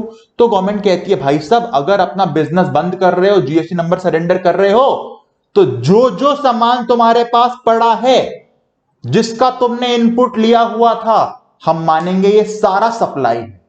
मैंने मतलब बेचा भी नहीं किसी को, सामान पड़ा हुआ है, एसी यहीं लगा हुआ है, लैपटॉप यहीं पड़ा हुआ है, जस्ट मैं जीएसटी नंबर सरेंडर कर रहा हूं, पर गवर्नमेंट को डायरेक्ट कल को जाके कैश में बेच दिया तो जीएसटी खा जाऊंगा जिसका इनपुट लेके बैठा हुआ था। तो गवर्नमेंट ने बोला अच्छा इनपुट ले रखा था, सामान बिजनेस में यूज कर रहे थे, बिजनेस बंद कर दिया ना, जिस दिन बिजनेस बंद किया जो जो सामान पड़ा हुआ है हम मानेंगे ये सारा तुमने सेल कर दिया, सप्लाई कर दिया है, जो भी उसकी मार्केट वैल्यू होगी उसको सप्लाई मान लिया जाएगा। गलत है पर है, क्या कर सकते हैं। दो एक्सेप्शन है इसकी। जब नहीं मानेंगे सप्लाई, जब मैंने अपना ये सेटअप किसी और को सेल कर दिया हो, अब तू आके एकेडमी चला भाई, यहां पे तो बिजनेस तो चल रहा है ना, अब गवर्नमेंट को डर नहीं है, जो इक्विपमेंट्स मेरे पास थे वो इक्विपमेंट कोई और लेके काम चलाएगा, अब गवर्नमेंट को डर नहीं है, तो ये काम एक्सेप्शन में आ जाएगा, अब सप्लाई नहीं माना जाएगा। ठीक है, अच्छा अगला, renting of immovable property, already देख चुके हैं, किसी भी इमूवेबल प्रॉपर्टी को रेंट पे दोगे सप्लाई ऑफ सर्विस माना जाएगा। वही इमूवेबल प्रॉपर्टी अगर सेल करोगे तो सप्लाई बनेगा ही नहीं, क्योंकि वो गुड्स नहीं बनता। ठीक है, इंपॉर्टेंट पॉइंट, एक्सेप्शन आ गया। बिल्डर, जो बिल्डर होते हैं फ्लैट्स बना के बेचते हैं, इसमें गवर्नमेंट को लगा यार यहां तो ना कहीं सर्विस कंपोनेंट छुपा हुआ है जिसको सेल बोला जाता है। सर्विस कंपोनेंट छुपा हुआ है, सेल बोला जाता है, मतलब समझो, मुझे फ्लैट खरीदना था, 3 BHK फ्लैट खरीदना था, मैं बिल्डर के पास गया, मैंने बोला बिल्डर भाई साहब मुझे फ्लैट खरीदना है, उसने बोला खरीदो। उसने मुझे फ्लैट दिखाए जो कंप्लीट हो चुके थे, बन चुके थे, मुझे एक फ्लैट पसंद आया, मैंने पेमेंट करी, मैंने परचेज कर लिया। अब आपसे पूछता हूं नॉर्मल चीज, बनी बनाई चीज मैं परचेज कर रहा हूं, ये मैं गुड्स परचेज कर रहा हूं या सर्विस? बनी बनाई चीज, सर बनी बनाई चीज है तो एक तरह से सेल ही तो हो गई, बिल्कुल सेल हो गई। बनी बनाई चीज इमूवेबल प्रॉपर्टी मैं खरीद रहा हूं, ये सेल है, कोई जीएसटी नहीं है, इमूवेबल के ऊपर लगता ही नहीं सप्लाई, जीएसटी लगता ही नहीं है। ठीक है, सेकंड केस समझो, मैं बिल्डर के पास गया, मैंने बोला मुझे 3 BHK चाहिए, उसने बोला सर मैं नई बिल्डिंग बनाने जा रहा हूं, आओ आपको डिजाइन वगैरह दिखाऊं। मैंने बोला ठीक है यार डिजाइन तो अच्छा है, पर एक काम कर, ऐसी मुझे फ्लोरिंग मेरे टाइप की चाहिए, टाइल्स मेरे टाइप की चाहिए, मुझे यहां बेडरूम चाहिए, यहां ड्राइंग रूम चाहिए, मैंने पूरा उसको डिजाइन बता दिया। अब मेरे अकॉर्डिंग वो बनाएगा। अब मैं आपसे पूछता हूं, अगर कोई बिल्डर मेरे अकॉर्डिंग डिजाइन करेगा बिल्डिंग, तो वो सिर्फ गुड्स, सिर्फ इमूवेबल प्रॉपर्टी सेल कर रहा है या कहीं ना कहीं सर्विस भी दे रहा है? सर सर्विस भी दे रहा है, क्योंकि आपके अकॉर्डिंग मॉडिफाई कर रहा है बिल्डिंग के स्ट्रक्चर को। बिल्कुल, यहां गवर्नमेंट ने बोला भाई साहब आपके अकॉर्डिंग बिल्डिंग बन रही है, मतलब यहां पे सर्विस कंपोनेंट भी आ गया, अब तो हम इस पे जीएसटी लेंगे, चाहे आप बिल्डर से खरीदी क्यों ना रहे हो बिल्डिंग, पर आपके अकॉर्डिंग बन रही है, अब ये सर्विस है, अब इस पे जीएसटी आएगा। अब बात आ गई यार, गवर्नमेंट को कैसे पता लगेगा? एग्जांपल देखो ना, मैं बिल्डर के पास गया, बिल्डिंग अभी तक कंप्लीट नहीं हुई थी, मैंने एडवांस दिया, बिल्डिंग बुक कर दी, बिल्डिंग कंप्लीट नहीं हुई थी, मैंने एडवांस दिया, बिल्डिंग बुक कर दी। अब गवर्नमेंट को कैसे पता, जो मैं बिल्डिंग बनने से पहले एडवांस देके आ गया था, मैंने बिल्डर को बोला मेरे अकॉर्डिंग बना या नहीं बोला? मैं तो हमेशा बोलूंगा मैंने नहीं बोला मेरे अकॉर्डिंग बना, क्योंकि जैसे ही मैंने बोल दिया गवर्नमेंट को कि बिल्डर को मैंने बोला मेरा डिजाइन लेके बिल्डिंग बना, वो सर्विस बन जाएगा, उस पर जीएसटी आ जाएगा। मैं जीएसटी बचाने के लिए गवर्नमेंट को क्या बोलूंगा, नहीं नहीं मैंने खाली एडवांस दिया है सर, मैंने कोई कंपोनेंट नहीं बोले कि मेरे अकॉर्डिंग बनाओ बिल्डिंग, मैंने कोई डिजाइन नहीं दिया। गवर्नमेंट को डाउट आ गया, गवर्नमेंट ने रूल बना दिया, गवर्नमेंट ने बोला भाई साहब हमें पता है तुम चीटिंग करने वाले लोग हो, गवर्नमेंट ने बना दिया रूल कि बिल्डिंग कंप्लीट होने से पहले, बिल्डिंग कंप्लीट होने से पहले अगर 1 रुपए भी एडवांस चला गया होगा, 1 रुपए का भी एडवांस चला गया होगा बिल्डर को, तो हम मानेंगे पूरा कॉन्ट्रैक्ट, जितने की भी बिल्डिंग होगी, पूरा कॉन्ट्रैक्ट सप्लाई ऑफ सर्विस है, उस पर जीएसटी आएगा। यानी कंप्लीशन से पहले अगर 1 रुपए भी चला गया बिल्डर के पास, तो माना जाएगा जितने की पूरी बिल्डिंग सेल हुई है ना भाई, पूरी बिल्डिंग सप्लाई ऑफ सर्विस में आ जाएगी। समझ आ गया? अच्छा, अब कंप्लीशन क्या मानेंगे, कब बिल्डिंग कंप्लीट हो गई है? तो गवर्नमेंट ने बनाया इसके लिए रूल, गवर्नमेंट ने बोला जिस दिन बिल्डिंग अथॉरिटी उस बिल्डर को कंप्लीशन सर्टिफिकेट देगी कि हां सर्टिफिकेट आ गया, बिल्डिंग बन चुकी है, वो डेट, या फिर जब पहली बार लोग रहने चले गए बिल्डिंग के अंदर। कई बार क्या होता है, सर्टिफिकेट लेट होता है तो बिल्डर कहता है रहना स्टार्ट कर दो, आ जाओ, उसे कहते हैं फर्स्ट ऑक्यूपेशन, पहली बार कौन रहने गया बिल्डिंग में। तो 2 केस, बिल्डर को जब मिल गया कंप्लीशन सर्टिफिकेट अथॉरिटी से कि बिल्डिंग बन चुकी है, सेकंड केस जब फर्स्ट ऑक्यूपेंसी हो गई, लोग रहने चले गए, दोनों में से जो पहले हो गया, दोनों में से जो पहले हो गया उस दिन माना जाता है कि बिल्डिंग बन गई है। और जिस दिन बिल्डिंग बन गई उससे पहले अगर एडवांस दे दिया होगा आपने 1 रुपए का भी, तो पूरी जितने की बिल्डिंग खरीदोगे पूरा सप्लाई ऑफ सर्विस माना जाएगा। और अगर पूरी पेमेंट आपने इस कट ऑफ डेट के बाद पे करी है, यानी 1 रुपया भी पहले नहीं दिया, पूरा अमाउंट बाद में दिया है, तो माना जाता है सिर्फ सेल है, सर्विस का पार्ट ही नहीं है, अब जीएसटी नहीं आएगा। और मैं डायग्राम देके समझाता हूं आपको एक बार। ये देखो हमें क्या देखना है, फर्स्ट ऑक्यूपेशन या कंप्लीशन सर्टिफिकेट, दोनों में जो पहले हो जाए उस दिन मानी जाएगी कट ऑफ डेट। और वो कट ऑफ डेट के पहले अगर जरा सा भी एडवांस चला गया होगा तो पूरी बिल्डिंग के अमाउंट को माना जाएगा सप्लाई ऑफ सर्विस, जीएसटी आएगा। पर इस कट ऑफ डेट के बाद अगर पूरा अमाउंट गया होगा, मतलब पहले कुछ नहीं सारा बाद में गया होगा, तो पूरा अमाउंट सप्लाई ऑफ गुड्स मतलब सप्लाई माना नहीं जाएगा, क्योंकि सेल हो गया और सेल ऑफ इमूवेबल प्रॉपर्टी के ऊपर जीएसटी नहीं आता। और देखो फर्स्ट ऑक्यूपेशन पहली बार बंदा रहने आया 15 अगस्त 2017 को, कंप्लीशन मिला 15 दिसंबर 2017 को। इन दोनों में पहले क्या हुआ सर, पहले ऑक्यूपेशन हो गया यानी 15 अगस्त 2017। तो अब जो कट ऑफ डेट आ गई, फर्स्ट ऑक्यूपेशन या complete certificate which ever is earlier, जो कट ऑफ डेट आ गई इस 15 अगस्त से पहले अगर 1 रुपए का भी तुमने एडवांस दे दिया होगा बिल्डर को, तो जितने की बिल्डिंग होगी ना भाई साहब, 1 करोड़ 2 करोड़, पूरे पे जीएसटी आ जाएगा, सप्लाई ऑफ सर्विस मान लेंगे। पर अगर 15 अगस्त के बाद तुमने कुछ पेमेंट की होगी, 16 अगस्त, 18 अगस्त, 20 अगस्त को, मतलब तुमने पहला रुपया जो ट्रांसफर किया, फर्स्ट रुपी जो ट्रांसफर किया, वो इस कट ऑफ डेट के बाद 15 अगस्त के बाद ट्रांसफर किया होगा, उससे पहले कुछ भी नहीं किया होगा, तो अब पूरा सेल माना जाएगा मूवेबल प्रॉपर्टी का, और इमूवेबल की सेल के ऊपर जीएसटी नहीं आता। आओ क्वेश्चन देखो एक बार, ये रीडिंग करो एक बार। 15 जून 2019 को फर्स्ट टाइम बंदा रहने आया, कंप्लीशन हो गया था बिल्डिंग का 15/5 को, एक महीना पहले। कट ऑफ डेट क्या है, 15/6, 15/5, विच एवर इज अर्लियर। 15 मई हो गया कट ऑफ डेट। पहली बार पेमेंट कब गई है, 7 जुलाई को पहली बार 1 लाख पे हुए हैं, और बाकी 99 लाख पे हुए हैं 15 सितंबर को। कट ऑफ डेट क्या थी सर, कट ऑफ डेट थी 15 मई। 15 मई से पहले अगर 1 रुपया भी गया होता तो सप्लाई ऑफ सर्विस बन जाता, पर यहां पहली बार पेमेंट कब गई है, 7 जुलाई को 1 लाख रुपीस की।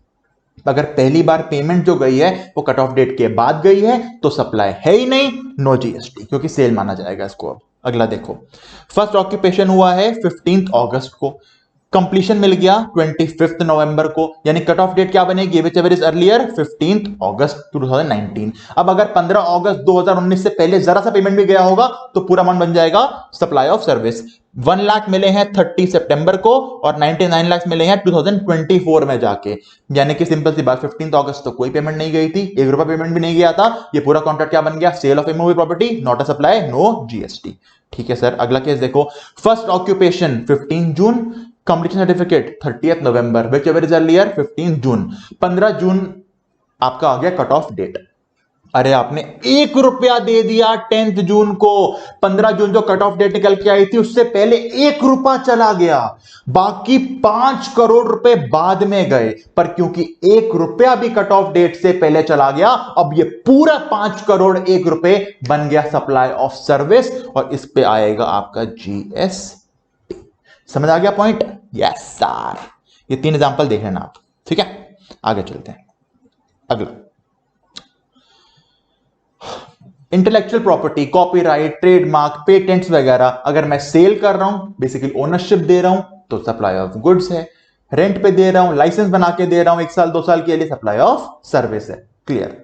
अगला देखो, बात करते हैं डिजाइन की। अब लॉजिक से बताऊंगा, आप बताना लॉजिक से। मुझे अपना एक सॉफ्टवेयर बनाना था जहां मैं क्लास की रिकॉर्डिंग करता हूं। मैंने बोला भाई साहब इस जगह मुझे अपनी फोटो चाहिए, यहां अपने नोट्स चाहिए, मैं चाहता हूं नीचे लिखा आता रहे मेरे चैनल को सब्सक्राइब करो।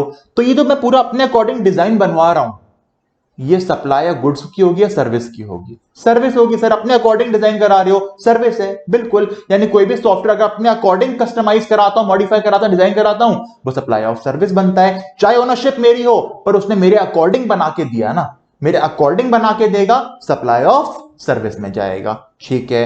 आप एमएस ऑफिस की साइट पे गए, आपने माइक्रोसॉफ्ट ऑफिस खरीद लिया, supply of goods, service, goods. पर अगर लाइसेंस मिलता है 1 साल 2 साल 3 साल के लिए, फिर रिन्यू कराना पड़ता है, तो सप्लाई ऑफ सर्विस। यानी for the time being license मिलेगा, सर्विस परमानेंटली मिल जाएगा तो गुड्स। पर सॉफ्टवेयर केस में याद करना, अगर आपने कस्टमाइज कराया, टेलर बेस्ड अपने अकॉर्डिंग बनवाया, तो चाहे परमानेंटली क्यों ना मिल रहा हो, हमेशा सप्लाई ऑफ सर्विस बनेगा। ठीक है। ये पॉइंट कहता है, याद करो मैंने व्हाइट वॉश होने दिया था अपने घर में, है ना। मैंने से उसे क्या कहते हैं, फोरबियरेंस, यानी टॉलरेट किया था मैंने एक्ट को, जो वो व्हाइट वॉश करके दे रहा था बंदा मुझे, इसे कहा जाता है सप्लाई ऑफ सर्विस। हमेशा टॉलरेट फोरबियरेंस को बोलते हैं सप्लाई ऑफ सर्विस। याद आ गया व्हाइट वॉश वाला, कंसिडरेशन की डेफिनेशन बताया था। मेरे घर में छींटे पड़ रहे थे, व्हाइट वॉश वाले ने बोला सर अभी गंदा होने दो, बाद में आके ठीक कर दूंगा, इसे सप्लाई ऑफ सर्विस कहा जाता है। कॉम्पोजिट सप्लाई, देखो दो कॉन्ट्रैक्ट ऐसे हैं जिसमें गुड्स भी है सर्विस भी है। अब बात आती है सर जिस कॉन्ट्रैक्ट में गुड्स और सर्विस दोनों हैं उसको क्या माने, गुड्स का कॉन्ट्रैक्ट माने, सर्विस माने, या मिक्स करके माने।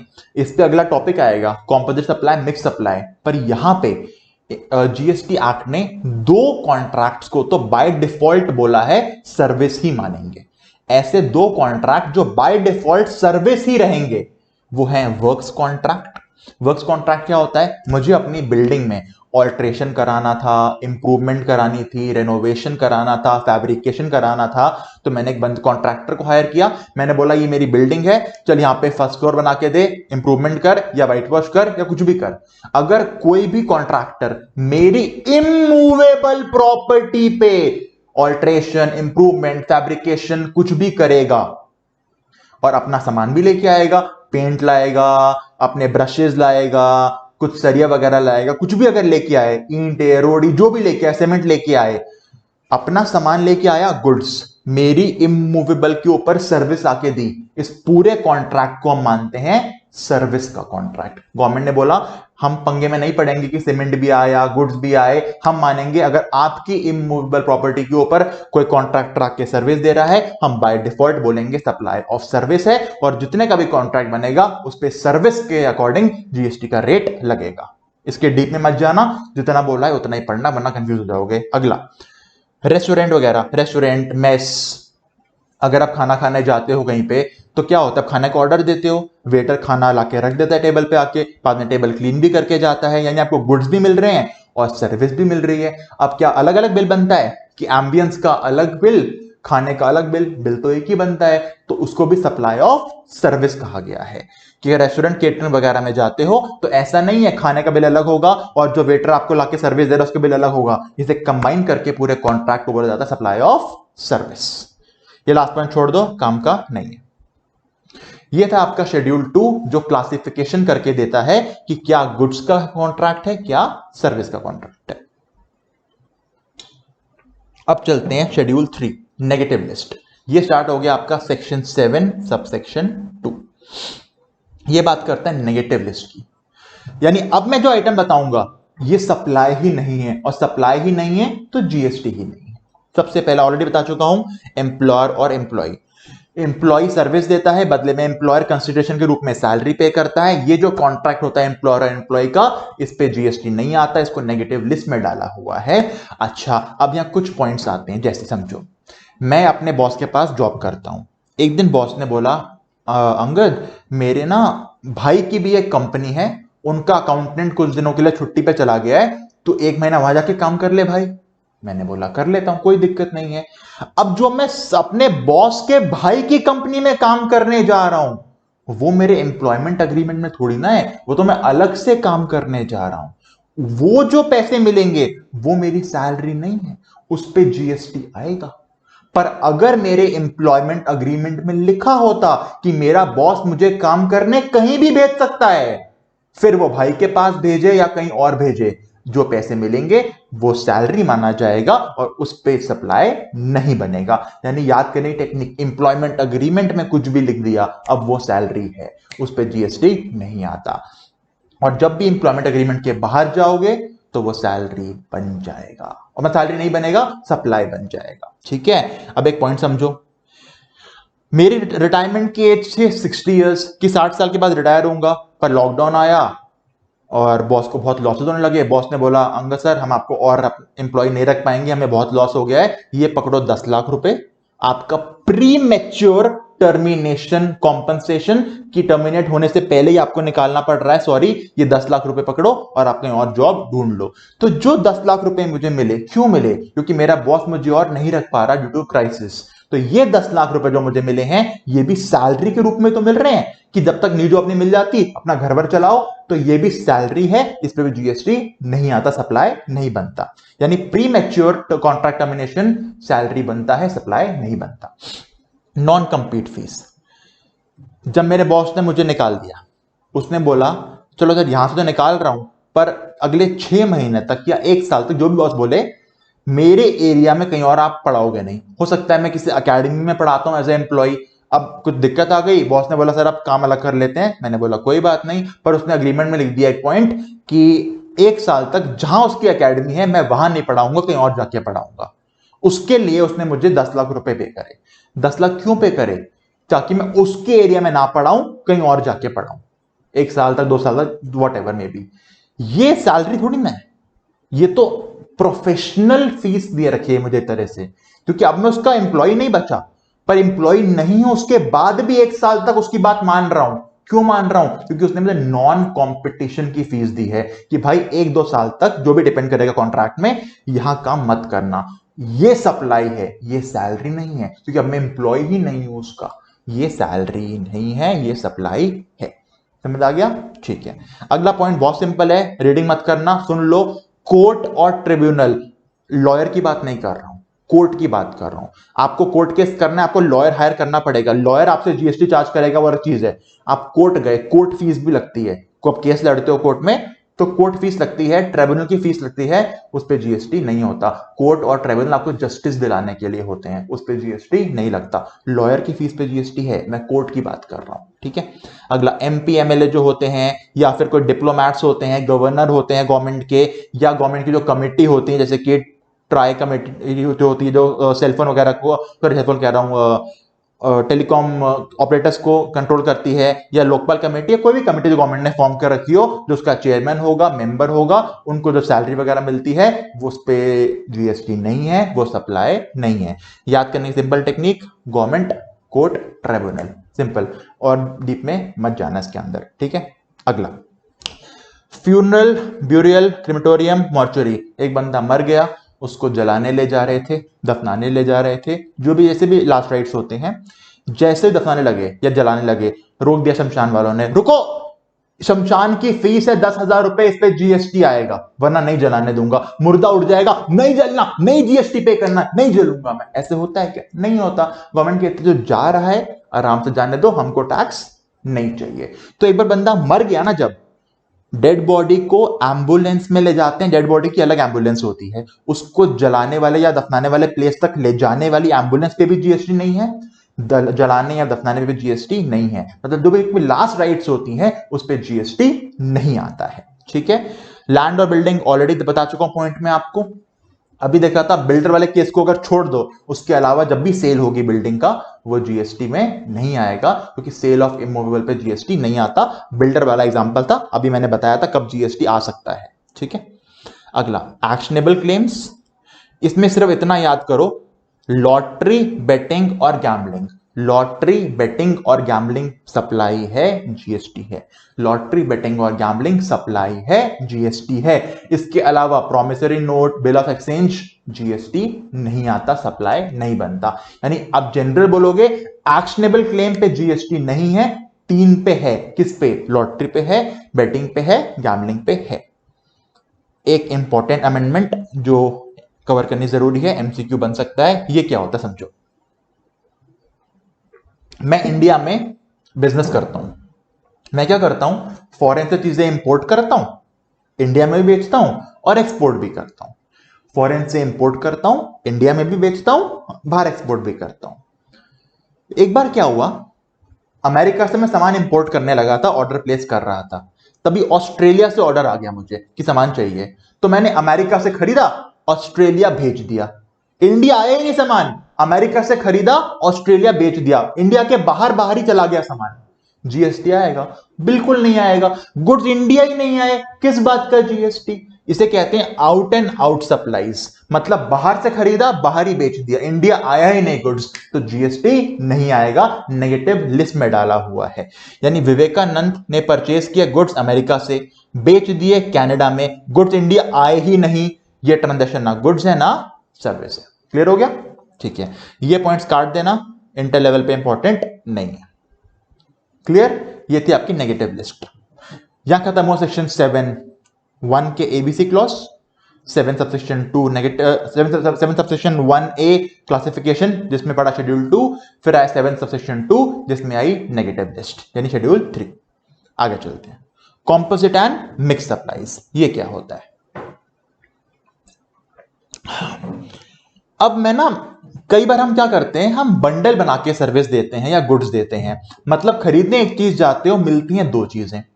एग्जाम्पल के लिए, मैं लैपटॉप खरीदने गया, एग्जाम्पल लिख के बताता हूं, मैं लैपटॉप लेने गया, लैपटॉप था 1 लाख का, जिसका जीएसटी का रेट है मान लो 18%। साथ में चार्जर भी मिलता है मुझे, चार्जर मान लो 5000 का है और चार्जर पे जीएसटी रेट है मान लो 12%। जब लैपटॉप खरीदते हो चार्जर फ्री मिलता है ना? हाँ फ्री मिलता है, पर मैंने समझाने के लिए लिखा कि लैपटॉप 1 लाख का था, चार्जर 5000 का था, लैपटॉप पे जीएसटी का रेट 18%, चार्जर पे जीएसटी का रेट 12%।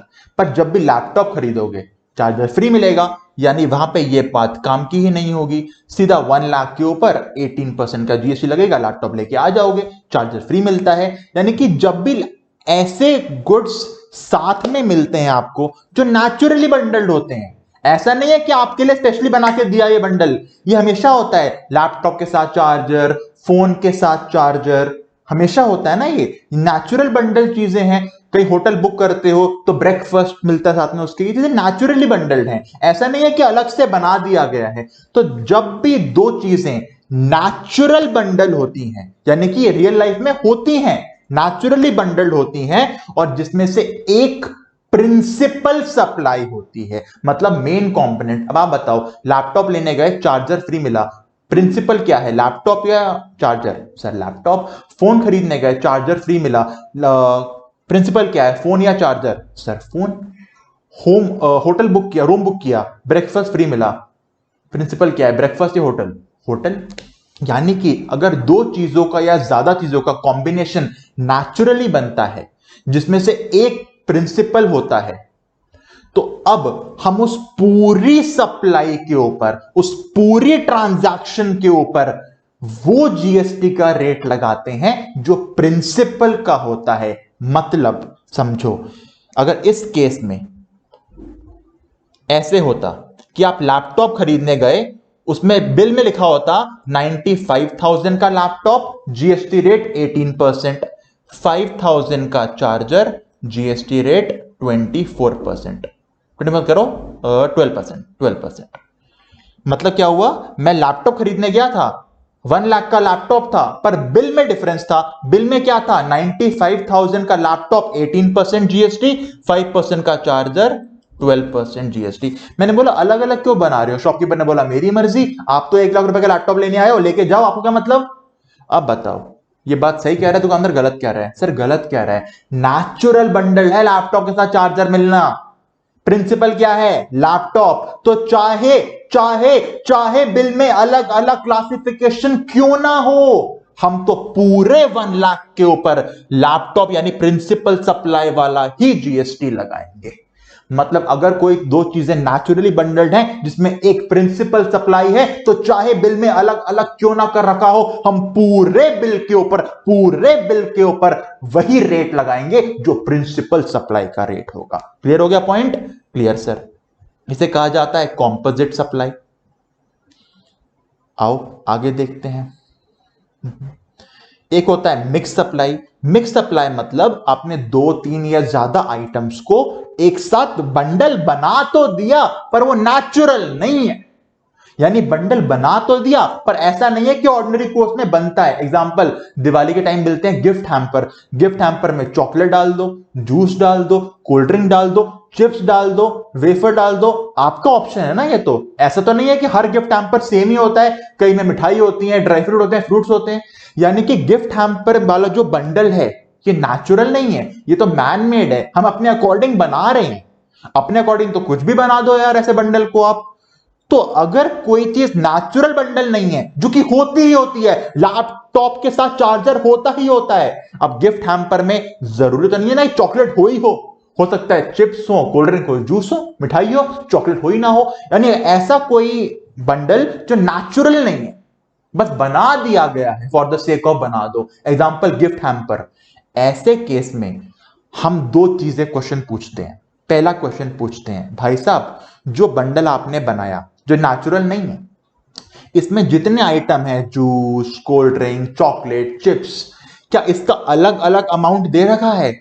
यानी अगर हैम्पर 2000 रुपए का है तो क्या 2000 का ब्रेकअप दिया हुआ है कि उसमें चॉकलेट कितने की है, कोल्ड ड्रिंक कितने की है, जूस कितने का है? अगर ब्रेकअप दिया हुआ है तो जितने का जूस उस पे जूस वाला जीएसटी रेट, जितने की कोल्ड ड्रिंक उस पे कोल्ड ड्रिंक का जीएसटी रेट, जितने की चॉकलेट उस पे चॉकलेट का जीएसटी रेट लगा दो।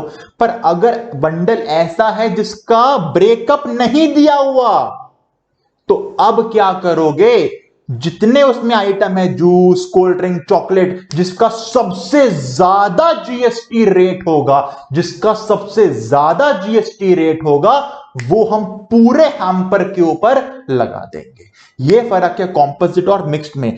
कॉम्पोजिट में ब्रेकअप हो या ना हो, जो नेचुरल बंडल है उसमें जो प्रिंसिपल का रेट है वही टोटल पे लगता है, ब्रेकअप गिवन हो या ना हो। मिक्स्ड के अंदर जो नेचुरल बंडल नहीं होता है, इसमें अगर ब्रेकअप गिवन है तो जो आइटम गिवन है उसमें जो जीएसटी रेट होगा वो लगा दो, पर ब्रेकअप गिवन नहीं है तो पूरे हैम्पर, पूरे बंडल में जिसका सबसे ज्यादा जीएसटी रेट होगा वो पूरे अमाउंट पे लग जाएगा। और एग्जांपल करके बताता हूं, समझ आएगा आपको।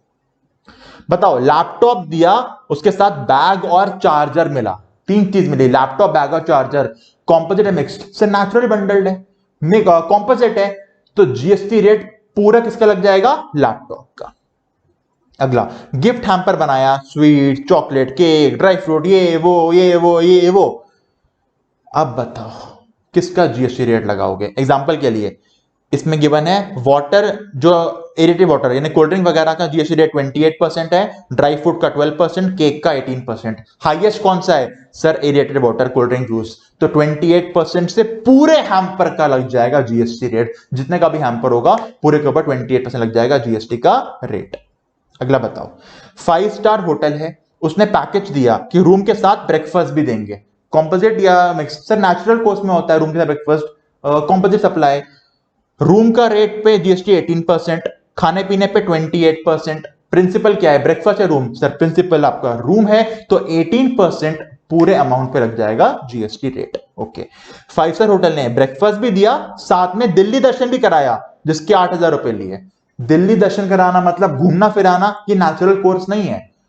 होटल वाले करा सकते हैं घूमना फिरना, पर वो नेचुरल नहीं है, वो अपने मांगा होगा उनसे। हर बार नहीं होता कि रूम बुक कराओ तो आपको घुमाया भी जाता है साथ में, यानी ये अब मिक्स्ड हो गया, ये अब कॉम्पोजिट नहीं बचा। होटल का रेट जीएसटी का 18%, घूमने फिरने का 5%, पर हम टोटल के ऊपर कितना लगा देंगे? 18%। अगर क्लासिक, अगर यहां बाइफर्केशन दिया होता कि रूम इतने का, दिल्ली दर्शन इतने का, तो रूम पे लगाते 18, दिल्ली दर्शन पे 5, पर यहां ब्रेकअप नहीं दे रखा, टोटल 8000 दे रखा है, तो अब टोटल लगा देंगे हाईएस्ट रेट यानी कि 18%। अगला, अमन ने कार खरीदी, बोला मुझे कार चलाने नहीं आती, घर तक डिलीवर कर दो। शोरूम ने डिलीवर कर दी। नॉर्मल चीज है यार, कार खरीदते हो, कोई 4 व्हीलर 2 व्हीलर खरीदते हो, घर डिलीवर तो कर सकते हैं ना आपके, नॉर्मल चीज है। तो देखो, कार का GST rate 28%, transportation 5%, natural bundle है, बिल्कुल नेचुरल बंडल है। प्रिंसिपल क्या है? प्रिंसिपल सप्लाई क्या है? घर, ट्रांसपोर्टेशन या परचेज? सर परचेज प्रिंसिपल है, कार खरीदी वो प्रिंसिपल है, तो पूरी ट्रांजैक्शन को लग जाएगा 28% का। अगला देखो, मैं कार सर्विस कराने गया था, सर्विस वाले ने बोला सर बैटरी खराब हो गई है, बैटरी बदलनी पड़ेगी। मैंने कहा बदल दे बैटरी, उसने बैटरी बदल दी। अब मुझे बताओ, बैटरी बदलना और कार की सर्विस कराना नेचुरल है? नेचुरल नहीं है। हर बार जब कार सर्विस होने जाती है, हर बार बैटरी चेंज नहीं होती कार की, वो तो नया कंपोनेंट डाला जा रहा है, यानी मिक्स सप्लाई है ये। सर्विस के साथ बैटरी मिक्स्ड है, हर बार नहीं होता ये चीज, खराब है बैटरी तो ही चेंज हो रही है, यानी ये बन गया मिक्स्ड। बैटरी का रेट 28% है, कार की सर्विस का रेट 18% है। अगर टोटल बिल दे दिया होगा मुझे, नहीं बताया रिपेयर वाले ने बैटरी कितने की डाली है, पूरा बिल बना के दे दिया मुझे 10,000 रुपए का, तो पूरे 10,000 में लग जाएगा 28% जीएसटी रेट। पर अगर ब्रेकअप दिया होगा कि बैटरी 6,000 रुपए की थी, कार की सर्विस 4,000 की थी, तो बैटरी पे लगेगा 6,000 पे 28%, कार पे लगेगा 18%। क्लियर हो गया? ये था आपका मिक्स्ड और कॉम्पोजिट। यहां खत्म होता है आपका चैप्टर नंबर 2 सप्लाई। हमने कितना पढ़ा देखो, फ्लो समझो। पहले हमने पढ़ा सेक्शन 7 सबसेक्शन 1 क्या सप्लाई है, clause A, clause B, clause C. उसके बाद पढ़ा सेक्शन 7 सबसेक्शन 1A, जो सप्लाई बन चुका है वो गुड्स का या सर्विस का है। फिर देखा 7 सबसेक्शन 2 नेगेटिव लिस्ट यानी शेड्यूल 3 क्या सप्लाई नहीं है। फिर हमने देखा अगर कई बार कंफ्यूजन होता है कि साथ में एक गुड्स से एक सर्विस दी जा रही है या दो गुड्स से ज्यादा साथ में दिए जा रहे हैं या दो सर्विस से ज्यादा साथ में दी जा रही हैं, तो किसका रेट लगाओगे। तो यहां पढ़ा हमने कॉम्पोजिट है या मिक्स्ड है। ये था आपका पूरा चैप्टर, इंपॉर्टेंट है। और ये चैप्टर ऐसा है मैंने बहुत डीप में कराया है रिवीजन में भी, क्योंकि ये पूरे जीएसटी का आपका फ्लो बनाएगा। ये आपका बिल्डिंग ब्लॉक है यार, ये इंपॉर्टेंट है। तो पूरा चैप्टर आप पूरा कोर्स आपका ग्रिप में आएगा। ठीक है, तो आप इसको करो। इसके भी एमसीक्यू में अपलोड कर दूंगा, वो आप सॉल्व करो साथ साथ। अब आपका काम शुरू होता है दोस्तों। अच्छी लगी वीडियो तो लाइक करो, नहीं अच्छी लगी तो डिसलाइक करो, पर मुझे फीडबैक चाहिए आपका कमेंट्स में। पहली वीडियो का आपने फीडबैक दिया, मुझे खुशी हुई। अब सेकंड का भी फीडबैक दो तो मैं और मोटिवेट होऊंगा और आने वाली वीडियोस पे और अच्छे से वर्क करूंगा। तो मेरा काम खत्म, आपका काम शुरू। एमसीक्यू सॉल्व करो, लाइक करो, शेयर करो वीडियो दोस्तों को, उनका भी भला करो अगर आपको अच्छी लग रही है तो, और कमेंट करके मुझे बताओ। ठीक है, चलो बाय।